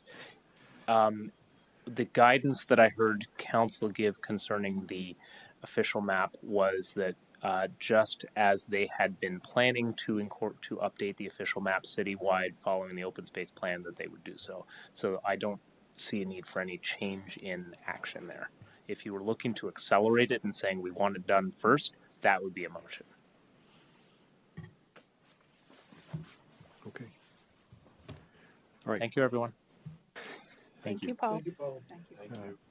Item 10, receive the long-term Exit 14 scoping study and possibly endorse Alternative A as presented with Eric Quallen, Deputy Director of Capital Projects. So this is likely to be a long agenda item and they need to set up. Do you want to take a break Sure. now? Yeah, let's do that.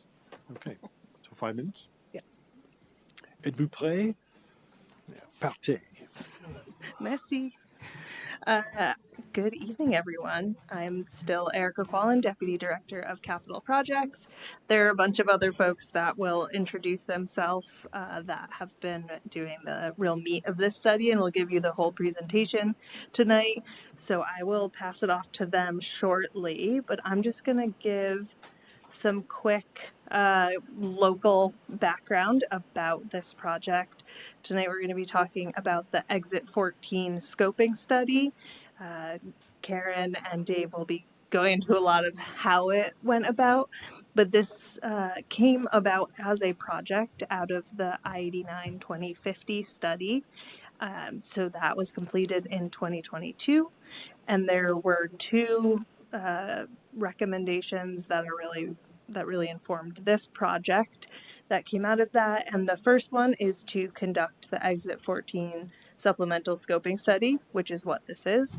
So we're right on time for that short-term goal. And then the medium-term goal in there was in the 6 to 15-year timeline of some ramp and operational changes, which have been honed quite a bit as part of this study. And I just want to tie it into a lot of our South Burlington goals because this is obviously regionally significant, but what this means for the city itself, I pulled the goals and then a specific action here from the city plan. This is, like I said, a regionally significant interchange, but it is also the primary entryway into South Burlington. So we want to make sure it meets the wide-ranging needs, but really fits into the goals of what we want for our city. And we just talked a lot about a parcel very close to this. So it's definitely a big focus.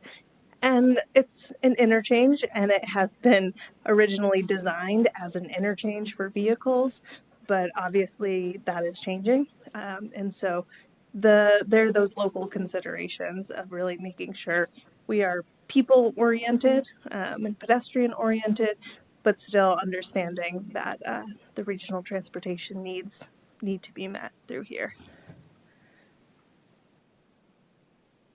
That's all you got from me. I will say this is a pretty long presentation. We'll try to get through it. It's been organized in short, medium, and long. And there is an action, a formal motion that we are requesting from council tonight related to the medium-term recommendations. And that motion is in the cover sheet that was provided. And then the long-term will be asking for more general support and endorsement of saying, we're on the right track. And she says still just because she presented earlier in the evening, not that she's going anywhere. She's not loud. David Saladino there you go. David Saladino with VHB. I have to start off by saying my favorite color is blue. More than half my outfits are blue, and I see the two blue I should have worn. We could have been a team blue here, so wish I'd known. So let's see. We're going to go through a couple of things here. I'm going to touch on kind of briefly on project overview and really to get us to kind of the meat of the discussion, which Karen will take on the review of the draft recommendations that we came to, and then get to the requested action as Erica alluded to. So just a little bit of background. Obviously, everyone is familiar with the interchange. Drive through it probably multiple times a day, but Just a couple things to kind of frame the context of this study. You see here is the project team. So we did this in collaboration with the Chittenden County Regional Planning Commission, and Lenny Churchill is back here, the project manager from the CCRPC. And you can see our advisory committee here, made up of members from VTrans, South Burlington, GMT, and Locomotion. Scoping studies in general are usually done to identify an issue and then identify alternatives that can address that issue, and then ideally work through an objective analysis to get to a preferred alternative. And so we did apply that method here, and you can see the project included a couple of key points here: developing a purpose and need, evaluating alternatives. Tonight we'll talk about the locally preferred alternative. We had significant engagement of public and stakeholders, and then all of that culminating into a final scoping study, which is in development right now. From an engagement standpoint, we had quite a few touch points with the public. We were here in this room about a year ago for the initial local concerns meeting. It's really a big open question. You can see the dots and really asking big picture. What are good things? What are bad things? Opportunities to improve the interchange. We had several focus group meetings with the focus groups you can see identified there. That advisory committee, we met with them 6 times through the process. They really helped to guide the discussion and the process as we move forward. We had a deep dive with VTrans to talk about some of the specific implementation plan, which Karen will get into. And then we are here tonight talking to the City Council. We developed through the input from the stakeholders and the advisory committee this purpose and need statement. I won't read through all of it, but it really hints at the idea that this is a critical piece of infrastructure for all modes of transportation. It's a gateway to both communities, both South Burlington and Burlington.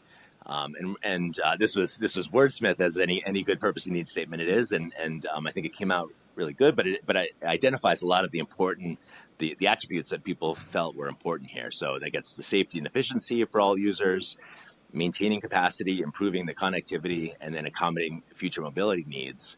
We had some pretty interesting discussions about what those future mobility needs could be, beyond just cars and bikes and vehicles. We're planning for 50 years here, so thinking really outside the box, what could be accommodated at this interchange here. So just a little bit on existing conditions here. We'll go through this briefly. The interchange had opened in 1962. As I think was alluded to before, it is the busiest interchange, about 65,000 vehicles per day. And then obviously the primary access point. I love this picture. I love the sleepy, intersection of Dorset Street and Wilson Road off to the right-hand side there. And it's come a long way since then. You're missing the ski area behind the blue box. Was there was a rope tow back there? It's Centennial Woods? Behind the Sheraton. Oh, I didn't know that. This is a lot of data here, but this is important to just note here. So what's shown on the chart are the number of cars passing basically underneath Route 2 on the interstate in a given day. And so, I'm sorry, over a course of a year. And so you can see from 2000 to 2019, so that 20-year period, traffic on 89 went up about 12% during that time period. Then we had the events of 2020, and obviously lots of people stopped driving. People were working from home. You can see that drop, that significant drop in 2020 down to just over 40,000 cars per day. And then the orange, the remainder of the orange lines are actual data that was collected. And so you can see we're kind of climbing out of that pandemic era, but not close to the trend line that we had been following previous to that. And so I think it's a good thing for all of us. It gives us a little bit more room. It takes some of the pressure off the capacity constraints of the interchange. Had we been continuing on the blue line, we'd be feeling much more of that pressure of over capacity conditions. This buys us a little bit more time and time to look at some other improvements at the interchange. You can see here, following that trend line, the 58,000 that we get to in 2044 is about the volumes that we were at in 2019 before the pandemic. So just of note here that there is a little bit more flexibility and not as much pressure to do something drastic at the interchange as we thought when the 2050 study was done around the pandemic. Do you have a sense of why that may be?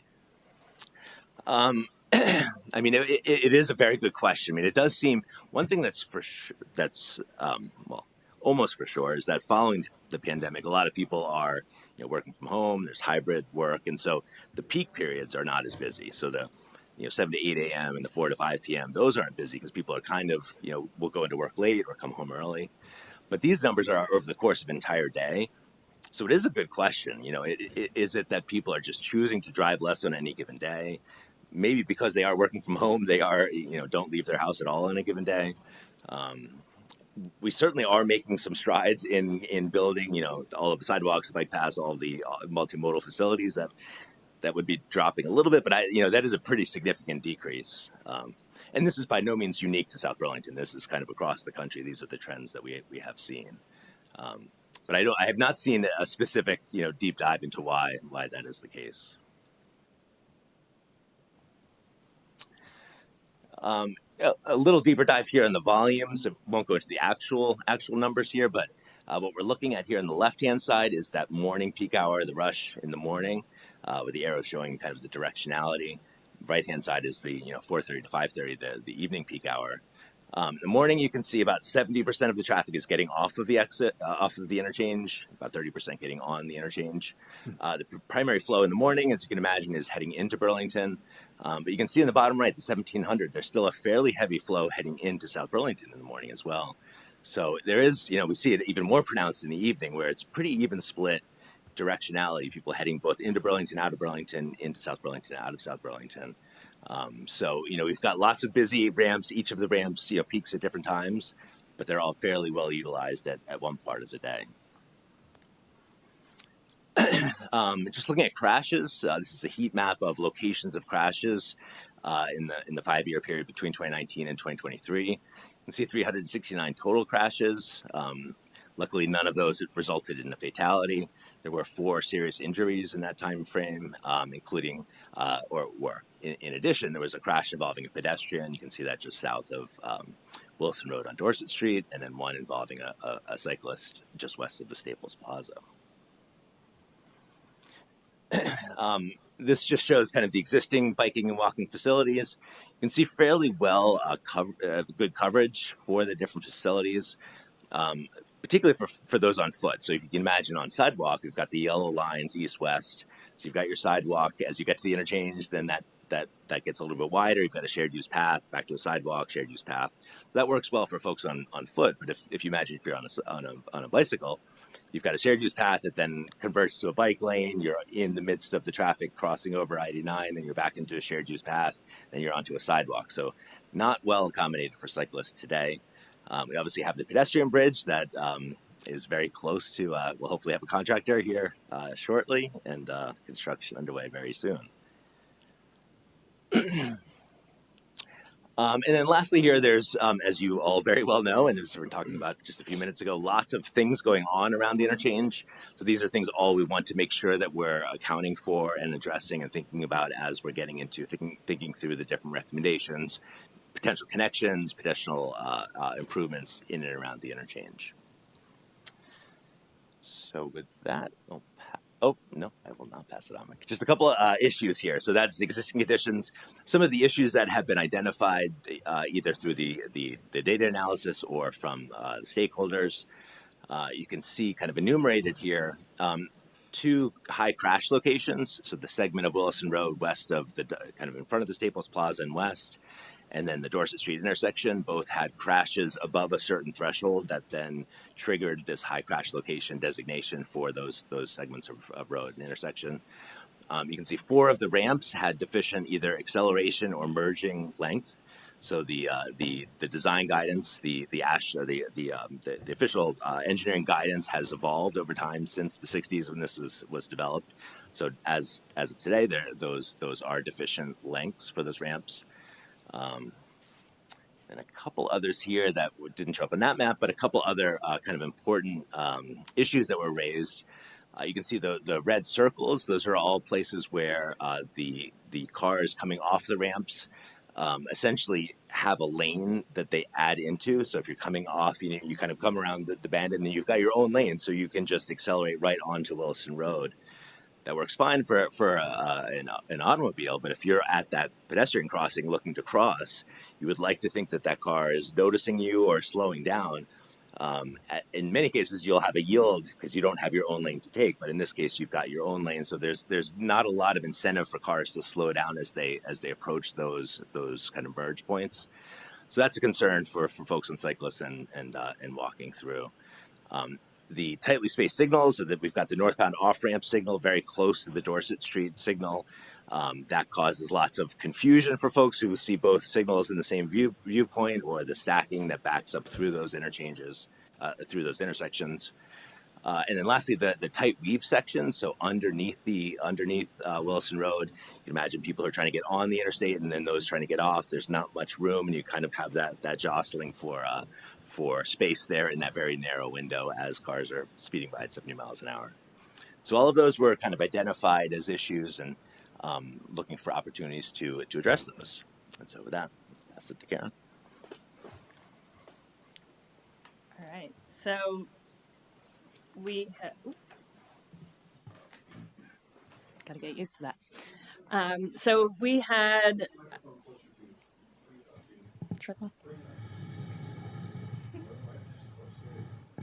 all right.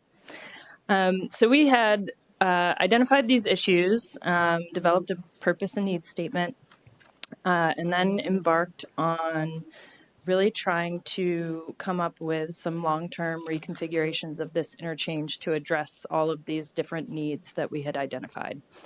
Through the course of that, and what Dave had already alluded to in terms of that sort of alleviating of the pressure of needing to do something really in the near term from a capacity and sort of vehicular accommodation standpoint, we recognized that the timeline on this might be a little bit longer than we had originally conceived, particularly coming out of the 2050 study.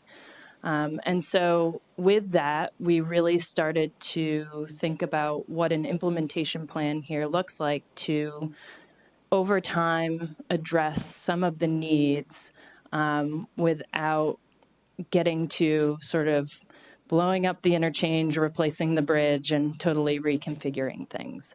And so what you see on the screen here is really that thought process of stepping through chronologically some recommendations that will help to address sort of evolving over time many of the deficiencies that we identified at the interchange. And so we'll sort of step through that progression and talk about some of the alternatives that we weighed, particularly in sort of that medium-term and long-term time frame to get to an implementation plan that we're recommending out of the study. So in the immediate term, it's really looking at an enhanced crossing signage package. And this is something that we can get in the ground this summer. And so that's really been a focus to start to move the needle in terms of increasing the visibility and safety, particularly for pedestrians and bicyclists at those existing crossings. And so what you're seeing here on the screen is really sort of a plan view of what that looks like. It's, looking at trying to increase the visibility with pedestrian and bicyclist warning signs and crossing signage.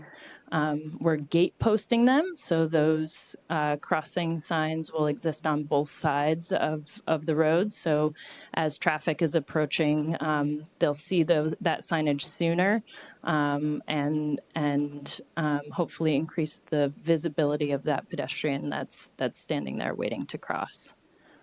In addition to this, it's contemplating some lacking stop signage for the shared use path users.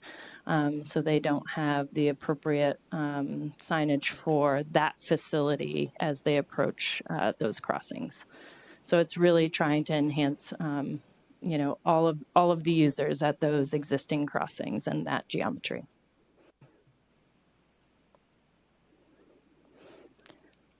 We then looked at some of the other alternatives that were brought to the fore to address, again, some of these deficiencies, particularly for the walking and biking modes through the existing interchange.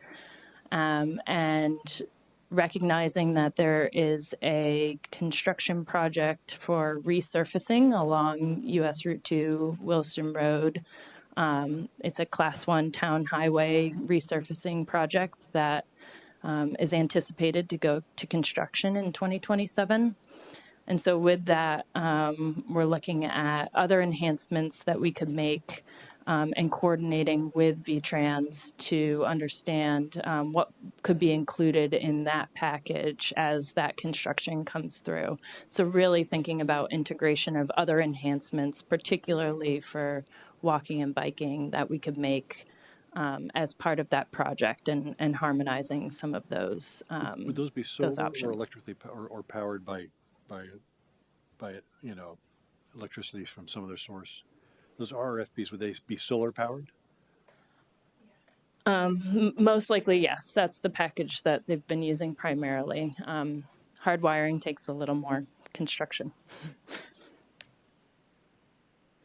So with the short-term option, we're really looking at enhanced crossings through rectangular rapid flashing beacons at those ramp entrances. As you recall, in the immediate term, we've already gate posted those locations, so it would be enhancing sort of that gate posting with the flashing beacons. It's also contemplating some raised gore and shoulder areas, so really trying to create sort of that visual narrowing for the approaching vehicle and driver, and just giving that sort of visual cue that they are still in an environment where they can expect to see pedestrians, and give that visual cue of narrowing in a couple of strategic locations. Are the gores the red areas? Yep. Okay. Yeah, so those red areas that you see on each of those figures would be, raised to curb height or mountable curb height. Again, just to create that visual sort of cue for drivers that they should be remaining at a slow speed as they move through those areas. And like I said before, really, we brought a lot of these options to the table with a coordination meeting with VTrans to understand sort of what could be integrated right into the resurfacing project that's coming through. So trying to be strategic with them on some of these enhancements. And this is just a plan view of what that looks like. So each of those RFB treatments, it's noteworthy on this view compared to the immediate term. We would be looking at potentially relocating some of the ramp guide signage to make sure that we weren't occluding those signs or, in conflict with the RFBs, particularly at the loop ramps that are uncontrolled today.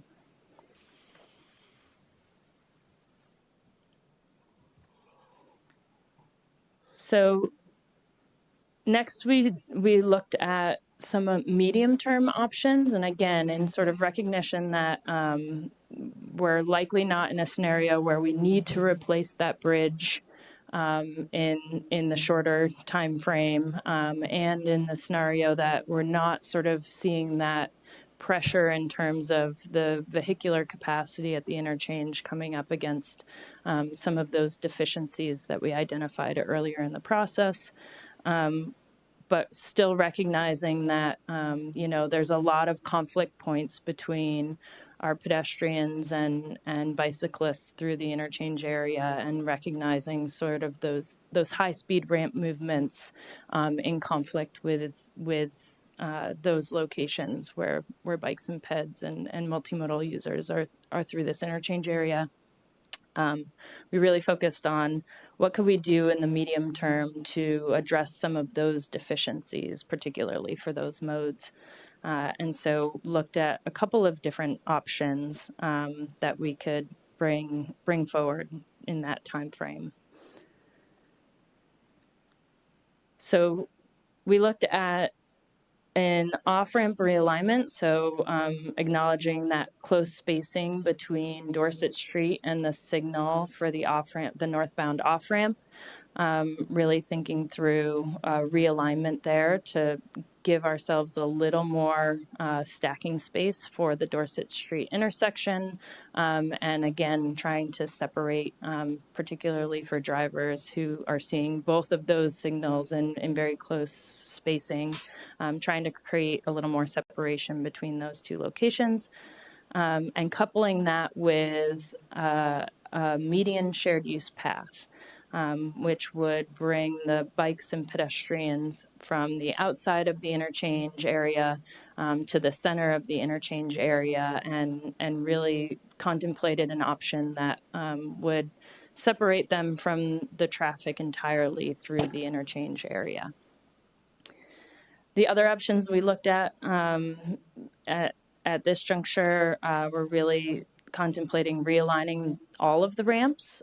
So trying to have sort of a traffic calming effect on all of the vehicular movements through the interchange, so that at those interactions with bikes and peds at those crossings, really contemplating, a geometry that would force folks to slow down and pay a little more attention and create some better visibility for those bikes and pedestrians that are waiting to cross. So the other two options, we're looking at realigning the ramps with shared use paths on each side, and then a third option that would realign all of the ramps and then have a shared use path that was protected on the north side and a sidewalk on the south side, mostly in anticipation of the bike ped bridge coming and serving a lot of those movements that are on the south side of the interchange area.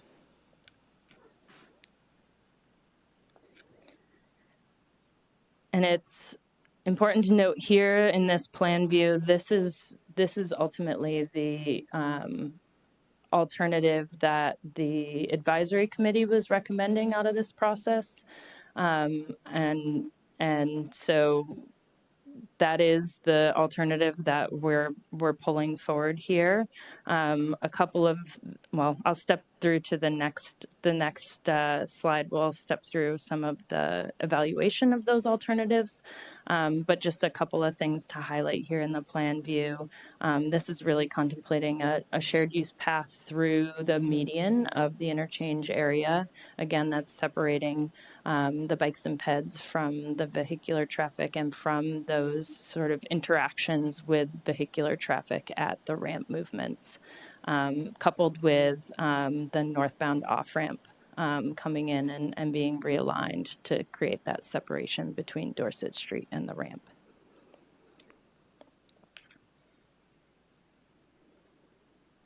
Well, so that means that the, alternative A would add delays for cars because there'd be a lot of people hitting pedestrian crossings to get to that median strip, right? So it would mean that we would be crossing a lot of folks into that facility, either at the Dorset Street intersection or at the Staples Plaza. But when we look at the cycles that are serving those intersections right now, we would be able to borrow some of the existing cycle to get folks into that facility. Wouldn't it also, though, encourage folks onto the bike ped bridge? Because they wouldn't have to cross to the middle of Williston Road? Well, the bridge is another whole subject matter, right? Because it's going to divert some traffic anyway. So, anyway, go continue. I was just making a comment. So this option and all of the options that we looked at did contemplate, the bridge being in place and given the current trajectory of that project, we were assuming that was in sort of our no build condition for any of these evaluations. So looking at the evaluation for each of these options, we got together with the advisory committee to really step through each of these and contemplate the high level pros and cons of each. And certainly with the bike ped accommodation of a central median path, being able to provide barrier protection for bikes and peds through this area. The limited change to ramp geometry that needs to occur in sort of that medium time frame, and really eliminating those ramp conflict areas for bikes and peds through this interchange area, coupled with the cost. This really became the preferred alternative from the perspective of the advisory committee. Are there examples of that item anywhere else? Do you have any towns or cities that you know of that do? I've never seen that before, I don't think. So this is actually what typically is the recommended treatment through a diverging diamond interchange, creating sort of that central access for bikes and peds and accommodating them through the middle of the interchange. So it's not too dissimilar, and the entry point for those facilities would look a lot similar, with those crossings at sort of each node on either side of the interchange area. There are a few examples of two-way cycle tracks in median treatments, and there's also, some facilities like the Brooklyn Bridge in New York, where they have sort of a shared facility down the middle of the bridge and access points on either side that are similar to this. But there haven't been too many actualized as of yet. It does also exist in the new AASHTO bike guidance as an alternative, particularly for this type of treatment through an interchange area, recognizing that those sort of high-speed conflict points exist for a lot of our interchange areas throughout the country. Was there any consideration of covering the walkways with solar canopies? It's a great idea, and it is something that has come up. I'm not recalling if it was in this project or in other projects that we've touched, but certainly something that has come up as an idea from a local concerns perspective. There are great examples of that in some bike ped infrastructure in South Korea.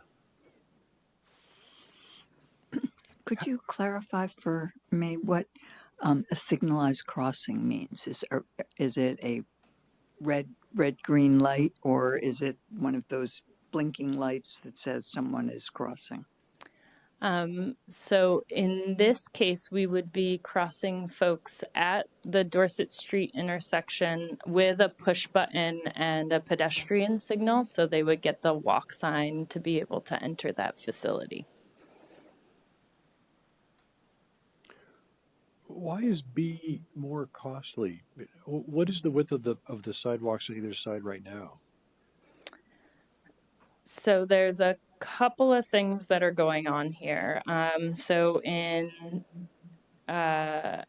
alternative B, the width of each of those facilities on the outside becomes a 9-foot shared path.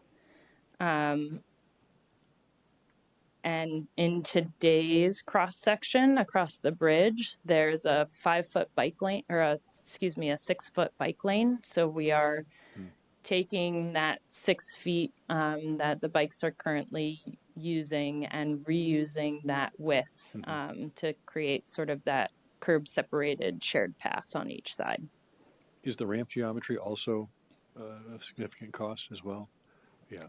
Okay. That's the big driver. So yeah. In A, you don't need to realign right. because the pedestrians don't go through. Right. I get that. Yeah. Okay. Thanks.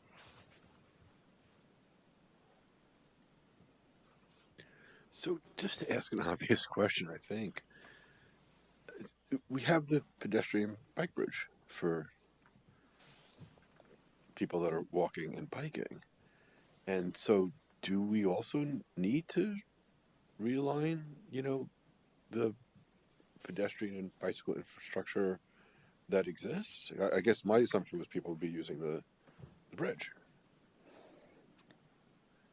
From what we've heard from our engagement through this process. I think we're talking about a couple of different types of users of those facilities. So there's the folks that are going to want to walk from Catamount East on the north side of the interchange over to, places along East Avenue and elsewhere sort of north of the interchange. There's sort of those that are comfortable and bold and are going to still ride their bike as sort of a vehicular movement through the interchange. And then there's, kids and families who currently probably don't navigate that area on bike or foot at all. And so I think we have sort of a range of facilities that we're offering with some of these improvements that addresses the safety concerns, particularly for those conflict points with the existing ramps, but also starts to serve a broader sort of breadth of all those different user types through here. So, I mean, this is a little bit going backwards. I just want to make sure I understand the bigger pictures. The median shared use path alternative is kind of like not considered to be safe enough for families and children. Is that the? I think it certainly will be. It's just a matter of trying to create safer facilities and more approachable facilities for all the users through here.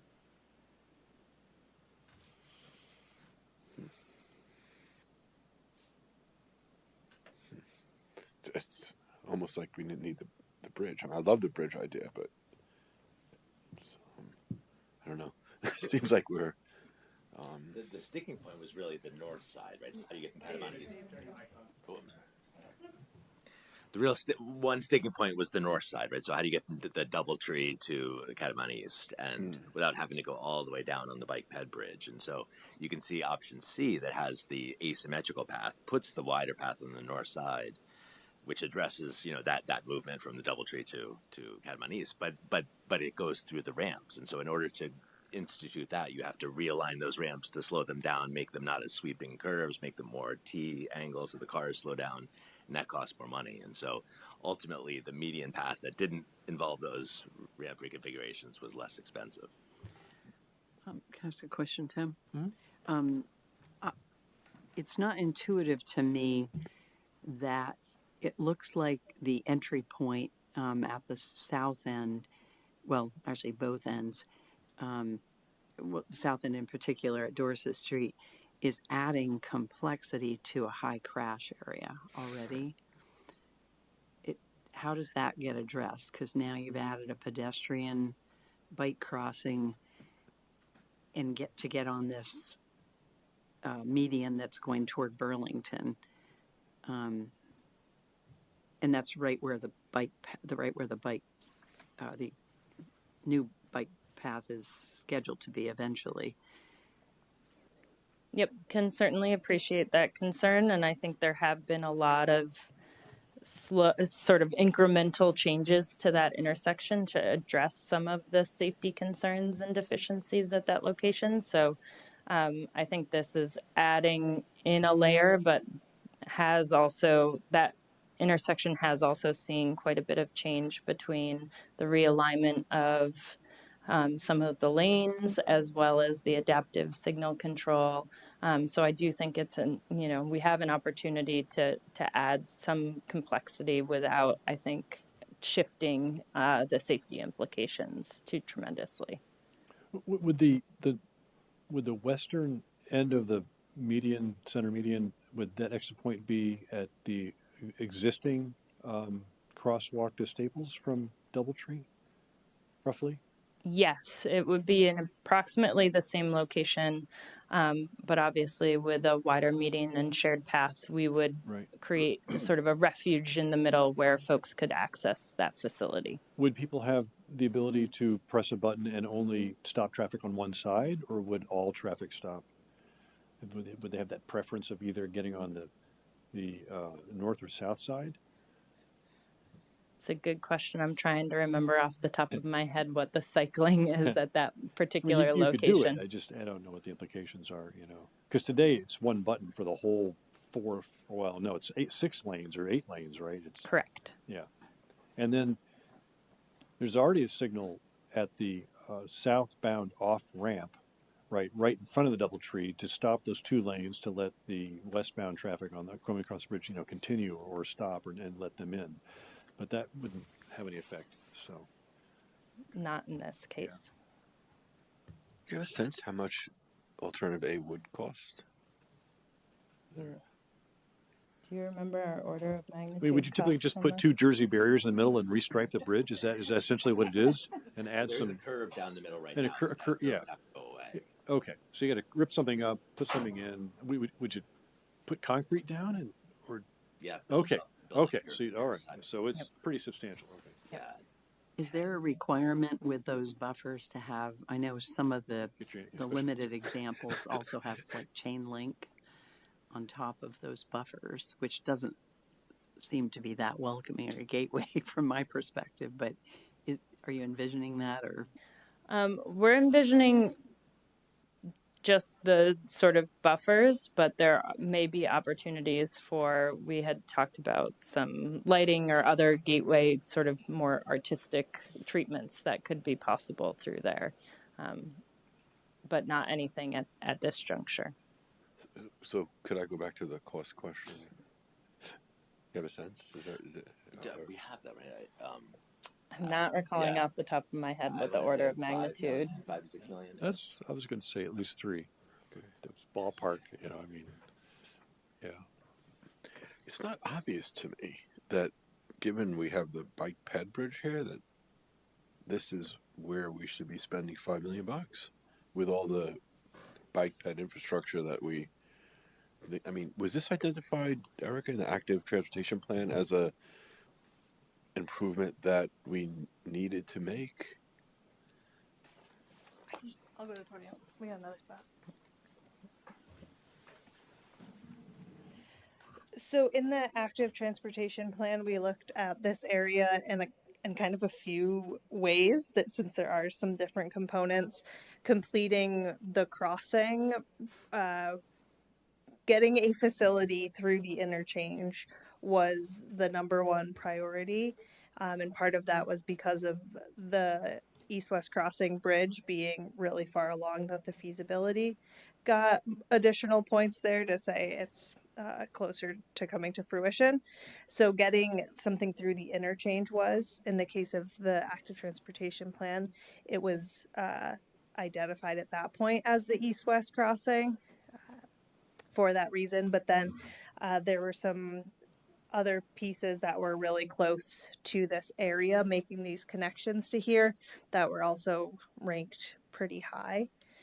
And as we're talking about cost and just generally, I want to make sure, and your motion is laid out this way, that this alternative has two distinct components, that one does not preclude the other. So the realigned northbound off-ramp can happen with or without the shared use path, and the shared use path can happen with or without that off-ramp. So I just want to make sure that it's being recommended as a bundle, but it does consist of 2 distinct components.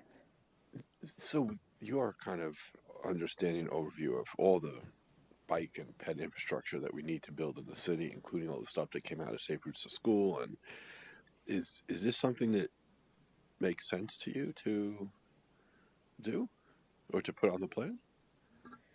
I would say it's given the 7 to 12 year time frame.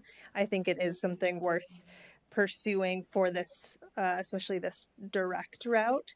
I think a lot of people, like Karen was saying, they have different preferences, and there's they're called the 8 to 80s that you want to design for, and that and the bridge will definitely capture the people that want to be fully separated, or the folks that is their direct route. But I think there will be, as we see now, there are people that will bike through the interchange, or people who use the sidewalks currently on the interchange, or probably the people I would say, are the ones who want that direct route and are willing to take some level of risk by going through an interchange, but are really looking for that direct A to B. So I think that there is a user group for each. Can I ask a follow-up question? Can you say a little more? I'm on, well, I don't know what side number it is, but it's the one of the slides that has the 25, 27, 7 to 12 years, 20 plus years outline. Can you orient us to what one of those. So 7 years, is that 7 years from this year, i.e. is partially his point, not that we would be building it in 2028, but we would, what 7 years is what year? You know what I'm asking? 2032. Yeah. So I think part of this is also thinking about what are our options once we have some lived history with the bike ped bridge, because by 2032 we'll have 4 years of operation of that bridge. We'll also understand a little more what Williston Road looks like post the Williston Road Streetscape Improvement Project. You know, are we seeing more development on the north side of Williston Road and all the way?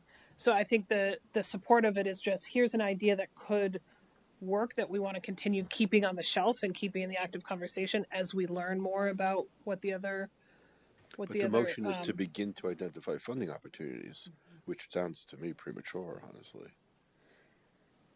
I think that the motion could absolutely be reworded. I think of it as you making a motion on the medium term option is also not tying us to going through with it. In 7 to 12 years, we might say, actually, it's not needed. Other improvements happen. It does not say nothing in your motion says that we have to do it, but it's saying that if we do an option to improve bicycle and pedestrian safety and efficiency through this intersection or this interchange, we are approving for it to be this suite of alternatives. Yeah, I get it. And that is the safest alternative, I think, is put people in the middle. I Because hate it gets the them idea off. of being in the middle. Huh? Well, no, I hate the idea of being in the middle, but I but get that it's you're the not least dealing with expensive. those on-ramp, off-ramp, No, conflicts. I which totally get that. So you're in the refuge the entire length of the bridge. Yeah.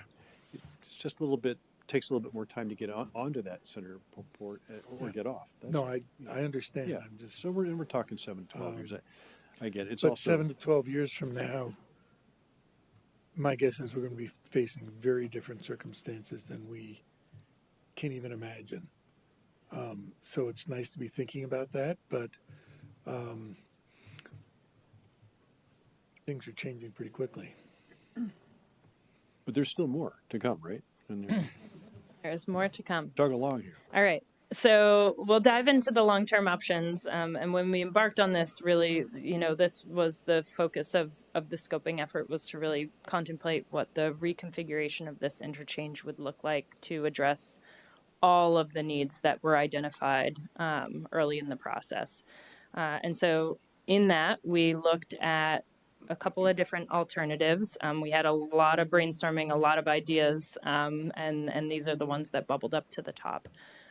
So carrying forward a no-build existing cloverleaf interchange geometry, and then a compressed diamond, a diverging diamond, and a single point diamond. And just to step through sort of what those look like in plan view, this is contemplating that compressed diamond interchange configuration, similar to your sort of standard diamond configuration that you might see today at, say, exit 12 at Williston. The differences here are that we would have to accommodate double left turn lanes for almost all of the movements, except for the westbound to southbound on-ramp.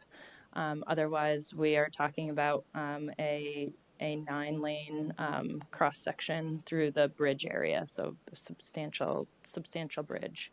One of the advantages of this configuration is that it does contemplate just two nodes, two signals.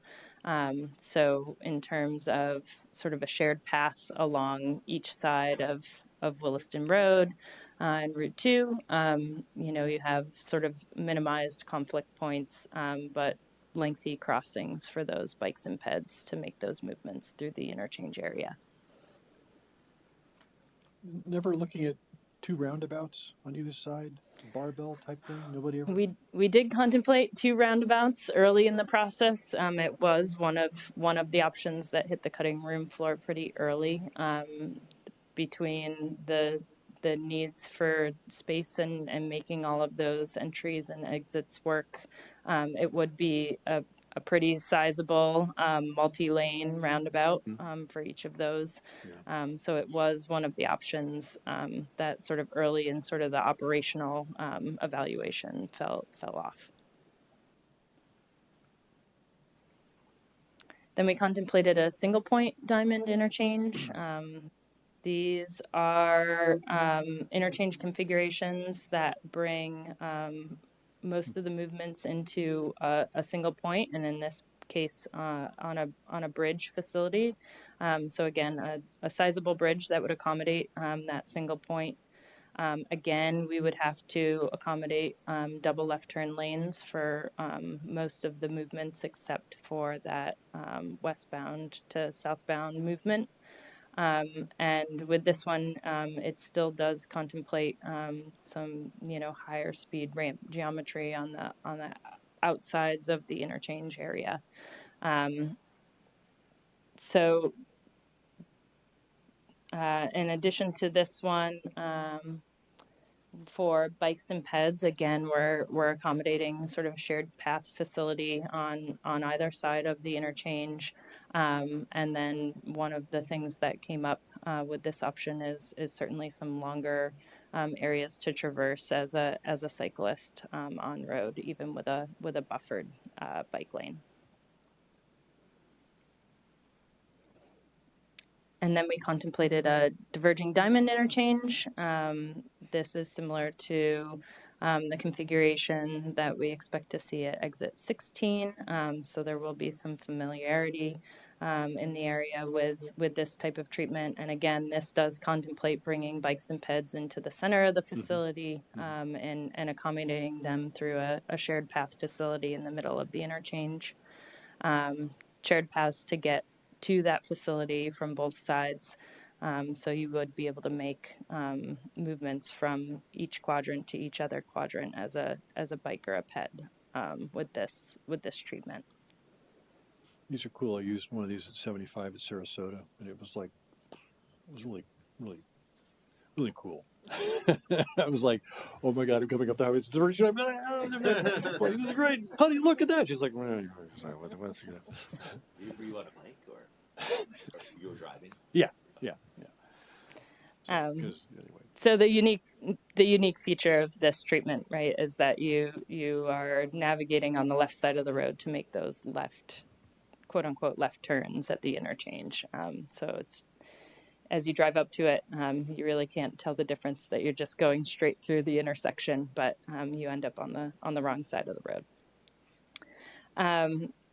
So in looking at all of those options and evaluating them, we evaluated each of the alternatives against a no build that contemplated a bridge replacement from a cost perspective, because we do anticipate, this bridge is going to be coming up against its end of useful life. There was a major rehabilitation in the early aughts to this bridge, so it's in good shape now, but just recognizing that, it's been there since the 1960s, so it's coming up against its useful life. So we weighed each of the alternatives against that no build with contemplating a bridge replacement.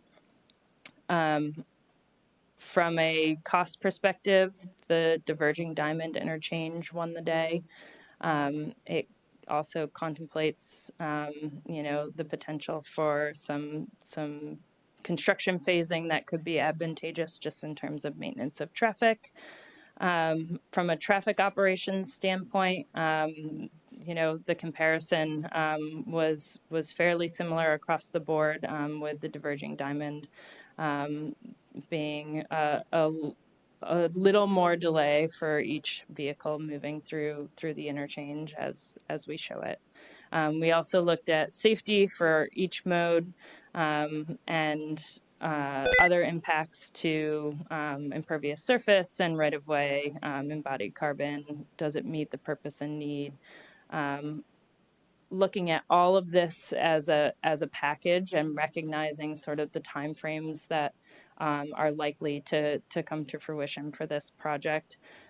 This is really where the advisory committee moved towards eliminating the single point diamond interchange, both due to a lack of stakeholder support for it, and relatively high construction cost, and sort of didn't, from an evaluation matrix standpoint, really didn't size up quite like the diverging diamond and the compressed diamond interchange.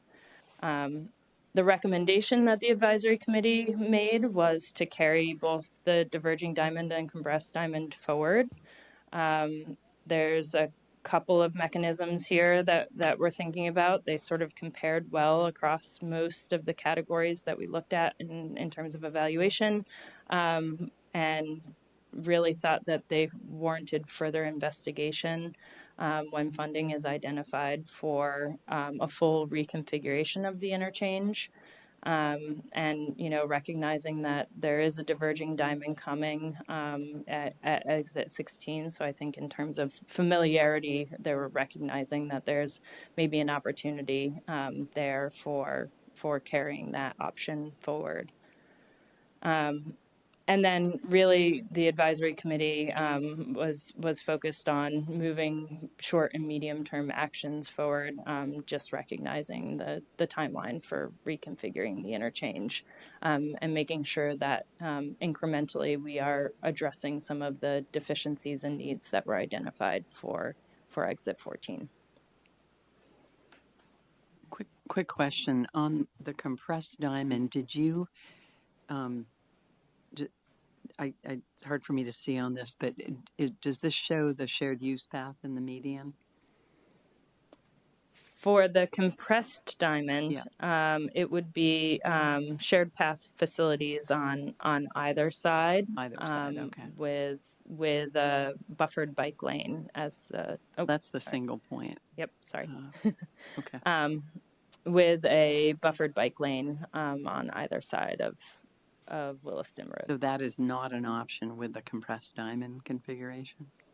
This is the compressed diamond configuration. I mean, the center median is not an option. It's not what we had contemplated for this particular configuration. I imagine that you could have a median facility through here, but it would likely require a bigger bridge to accommodate that, with all of the lanes that you also have to accommodate. But these intersections for bike ped are signalized, right? They're all signalized, as opposed to the on-off ramp conflicts that we had today where there's no signal at all. So it's a lot safer because they have to pause. Mm-hmm. Yes, so with the compressed diamond as well as with the diverging diamond, it's primarily signalized interactions that'll be made at those ramp movements.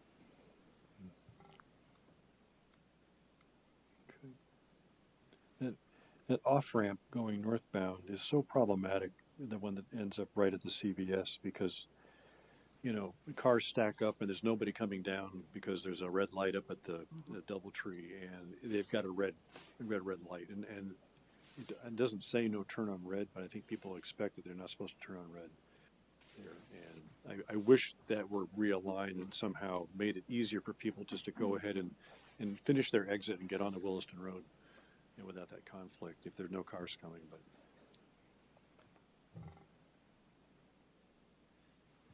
well, this is good. I mean, I think that alternative A probably is the best solution, and you have a short-term solution, which is good too, right? And the RRFBs on those exit entrance ramps will help.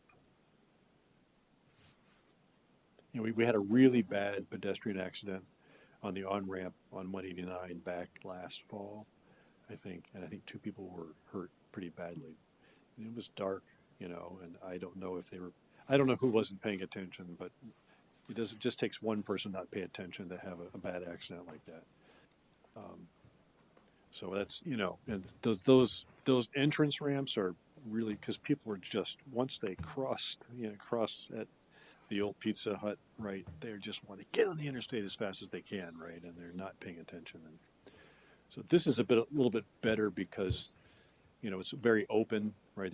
There's no trees that are, you know, near those on-ramp, off-ramps, and it just, everybody's got to be careful. So the signals, those flashing lights will have a big effect. So I think this is a good idea to go forward. I think somebody, So I don't think they're. Do you guys have a few more slides, and then? Are there more? Oh, the recommended actions. So endorse alternative A, right? Yeah, so this is really requesting the actions that Erica had laid out on the front page of the memo, and sort of details some of those pieces, including those individual components of the medium-term action, both the off-ramp realignment and the median shared use path. And this is just 14. Are there future discussions about 13 and 12B that we're going to have someday, maybe? Those were also recommendations out of the 2050 study. And so the course of action that we're on out of that study is to work on the supplemental scoping for Exit 14 first. Yep. And then those 2 projects would get considered, and the evaluation of those projects would get considered and triggered by a certain threshold of volume of traffic on the interstate, and a couple of other sort of metrics that were laid out in that study. Okay. I think the next step slide was the one I thought might be useful. I just wanted to add one thing about this recommended actions also. I mentioned that they are 2 distinct ones, but if you wanted to, you could also make 2 different motions related to these, not just like remove 1 or 2 from this motion. If you wanted to, you could give the direction to have staff begin exploring the funding in coordination with VTrans around the northbound off-ramp realignment faster than that 7 to 12 years, or keep it on that same timeline, and then address the median shared use path, kind of with taking into account that understanding, Councilor Chalnick, that you brought up that there's still some unknowns about what will happen with the bridge. And as Jesse mentioned, we'll be doing some monitoring. So kind of telling us to go ahead with it, with the kind of caveat that we do that monitoring, which we're required to do by our funding anyway, and take that into account when pursuing the part 2 on that more 7 to 12 year. So moved. I apologize to Sue when you listen to this, because that was not a motion. Second. Hold what she said. Councilors, have any questions before I ask for the public for any comment? Public have any comment? All right.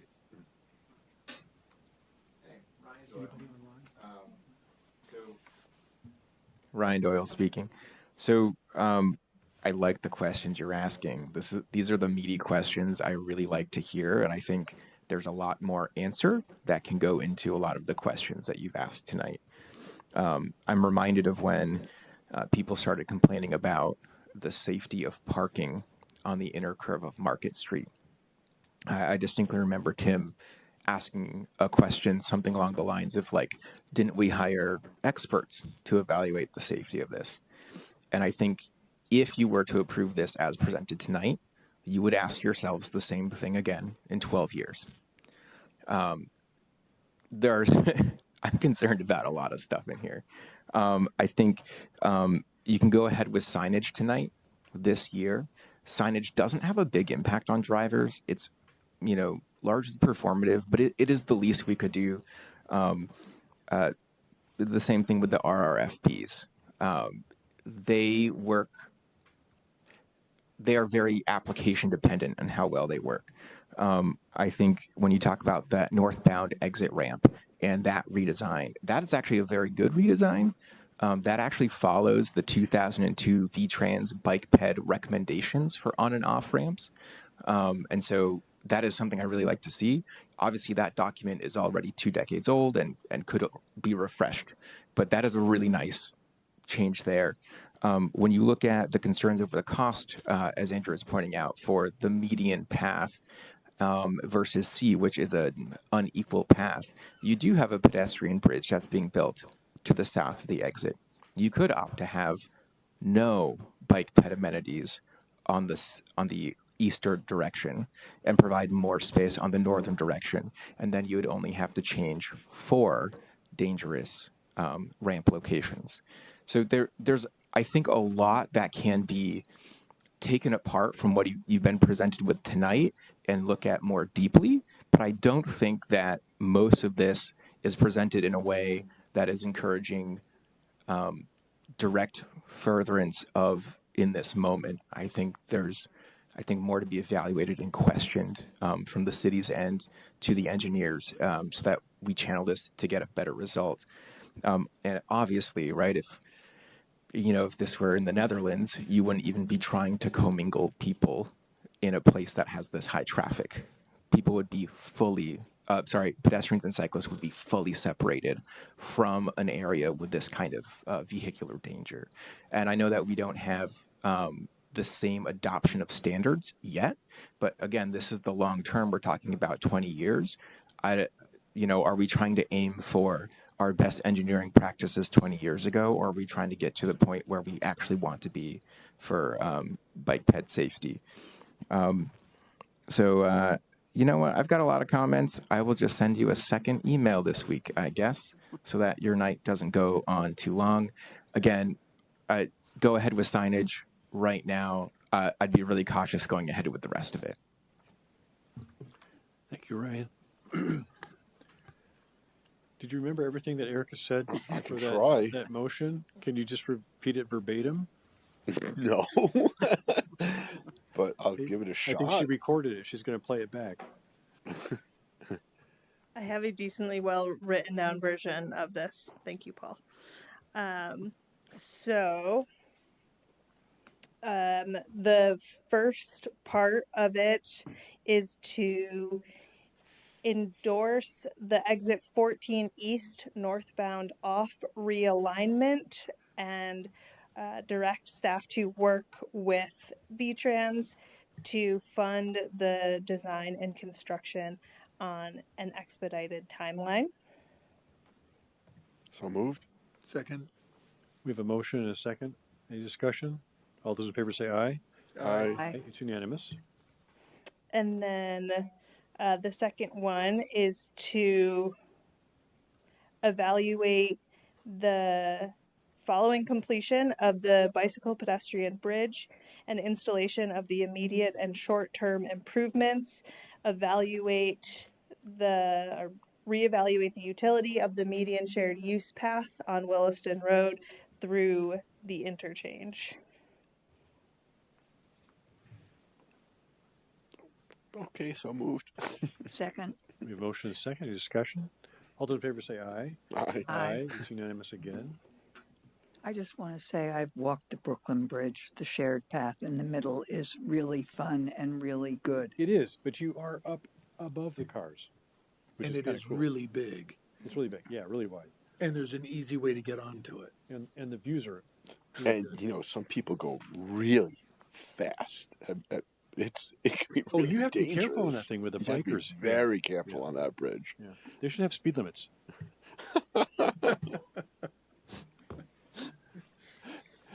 So is that the end of your presentation and the end of the actions that we had to take? I think the additional requested action was to support advancing both the compressed diamond and diverging diamond long-term alternatives for future study, recognizing, of course, Do you want the a motion time for frame that, that or is we it are just on. general support, nodding of the heads of the council? And this one is more of a stick vote, just giving us Yeah. general direction. If you would like to make it into a motion, you're welcome to.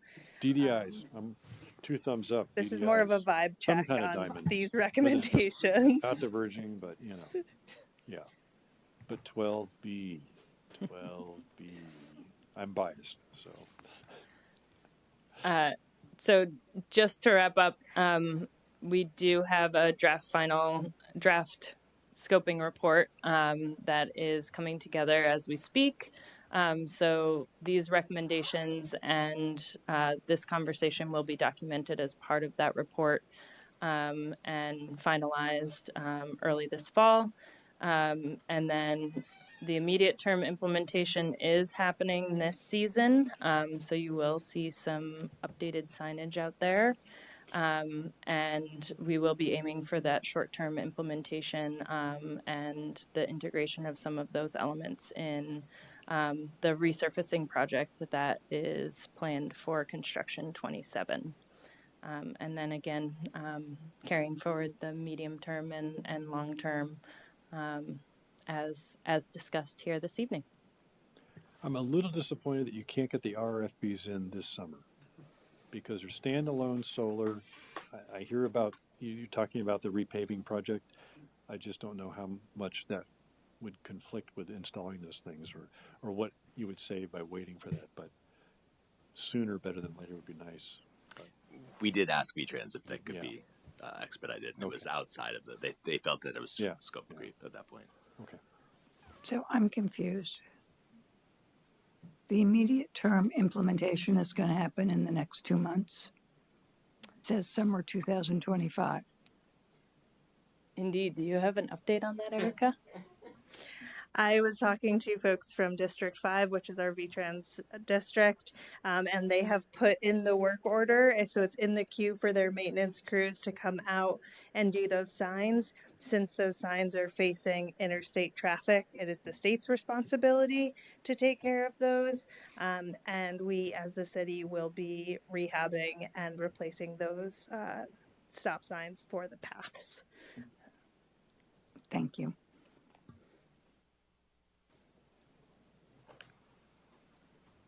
Anything else? Well, thank you very much for coming and presenting tonight. This is some good first steps to helping protect bike and ped people on that bridge. But when we have our pedestrian bridge. Thank you so much. Yeah, Thank you. Thanks. All right, we're going to move on to item. Karen, can you leave the meeting so the co-host can be given back? Thank you.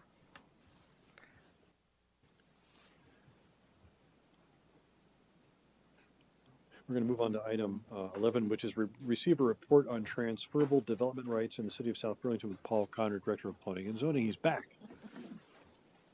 We should have put those back to back so that he could,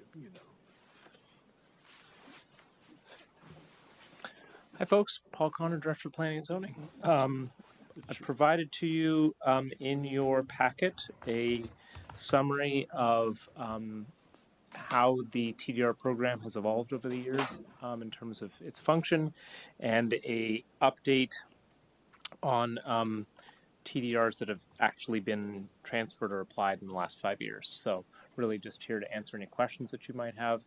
I don't really have too much to add to that. Do we know how many TDRs are outstanding? When we evaluated it in 2019, we had about 700, of which one entity, Vermont Land Trust, owned about 40% of those, having done some conservation. The numbers are a little bit modified since then because we added to the Natural Resource Protection District in the amendments in 2021, so that would put a little bit more on there. We also removed some areas became hazards, so those got removed. So we haven't done a full reevaluation, but it's in that range. With the announcement that was in the paper about the Agri-Hood and Bread and Butter Farm, the land trust has ended up, I think, in partnership purchasing a lot of that land from Dirt Capital, right? So are they now more than 40% owners of most of the TDRs, do you think? Between that land and the former Leduc properties that became the original Bread and Butter, that's what I mean by about 40% of that. And that may be, I haven't followed in exactitude whether the land trust or the Agri-Hood are the owners of it, but it's somewhere out there, but those are a bulk of them. Okay, it's the bulk. As I said in the memo, while I'd love to be able to report to you what is the effect so far of the change, it's just too soon.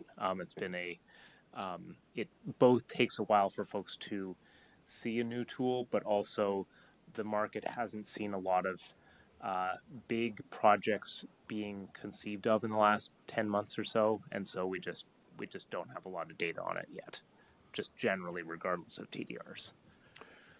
Were TDRs, did they end up being used at Spear Meadows? Yes. They purchased, I believe, 18 of them because they were approved at the density allowed for 31 units, and I believe that they ultimately got approval for 49 total, so there were 18 purchased, and they were had to be transferred per the DRB in one slot after they finished the 31st unit, which happened a couple months ago. Okay. So that is done. Well, I appreciate it, Paul. I mean, this is very, very helpful. It's what I was looking for. I'd love to see, I guess, an update in 6 months or a year. Sure. Which just so we can see how's it going, and how many we have, and what's the rate of utilization, so we can kind of have some sense of where we might wind up. Will we wind up with a lot of TDRs that are unsold and a lot of unhappy NRP, landholders, or do we think it's kind of working well? I guess I'd love to see that. Absolutely happy to do that. Yeah. Any other questions? Can I ask, having not been here, it sounds like you were perhaps one of the people who brought this up and asked Paul to do this. Was there a concern or something behind this that that we all should be aware of to be following? I mean, I guess what I'm interested in understanding is, are the TDRs being used? And the reason I'm interested in that is because you have, landowners who their land back in 1992 was rezoned as natural resource protection, and as a quid pro quo for that, because that restricts development significantly, as a quid pro quo for that, they were given the right to sell,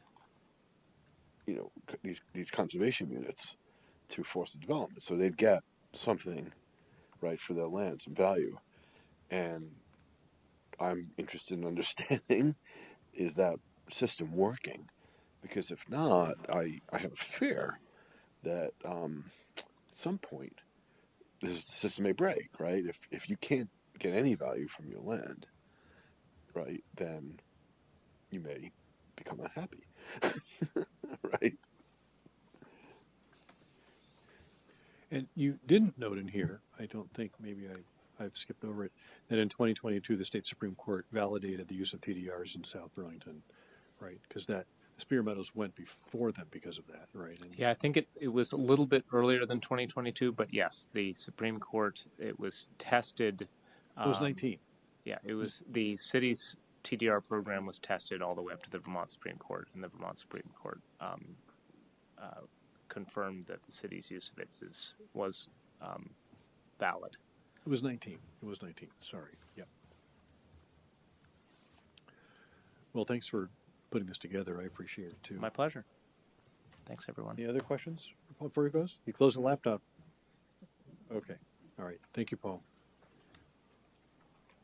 And then we're going to go to item 12, which is convene as Liquor Control Commission to consider the following applications to approve Good Times Cafe, first and third class restaurant bar license. Can I have a motion to enter liquor control? I move that we enter liquor control. Second. We have a motion and a second. All those in favor say aye. Aye. Aye. We're now in liquor control. Can I have a motion to approve this application for first, third class restaurant bar license? So Move to moved. approve. Second. We have a motion and a second. All those in favor say aye. Aye. Has anybody eaten at Good Times Cafe yet? Yes. I have too. It's Yes. delicious. Oh, They good make food, yeah. macarons. They Not make macaroons, macaron. They make macarons. macarons, and Macarons, they make good Cajun food. Yep. And Oh. good pizzas. Yep. And hopefully their signage will improve pretty soon too. Yeah. Okay, we need a motion to come out of liquor So moved. control. Second. All those in favor say aye. Aye. Aye. It's unanimous again. Now we're at item 12, which is review the significant, and only the significant agenda topics before the August 18th council meeting. Well, when you have consent agendas that are items long. Economic Development Strategic Plan, our consultants will be online to present that to you and hopefully adopt. And then the Fire Department Prevention Unit Expansion Funding Plan. Steve's staring at me. And the committee liaison appointments. Okay. Item 14, is there any other business tonight? Is that when we ask to perhaps put on the agenda a discussion of rec paths, shared use paths, and speed limit? Talk about what we heard people express concern about 2 meetings ago, Sure. and if there, what perhaps the council could or could not do. I will join you with that And request. actually, this Okay, came out so of a we have 3 discussion people. that Sure. Andrew and I had. Yeah. Is this something we can add? Sure. Just a review Is of- this something you want the council to talk about, or you would like to charge the bike ped committee with talking about? Or just have an initial conversation? I mean, personally, I wouldn't mind understanding our authority to do something, and take it from there as a council discussion. Is there a reason not to give the bike ped committee the request, the charge to start working on it while we do this, so that they can? Well, if we're going to talk about it next session, we Okay. can Okay. we can figure it out then. I mean, maybe that's where we come out. They can attend, you know. Yeah, we could I send a mean- rep, yeah. Yeah. I mean, reviewing their minutes, this has been a topic that's come up before. Yeah. So Okay, anything else? Other business? All right. Motion to adjourn? So moved. second. We have a motion and a second. All those in favor say aye. Aye. Aye. Thank you. 9:45. Ah, Not too bad. close. Not too bad. Well, really?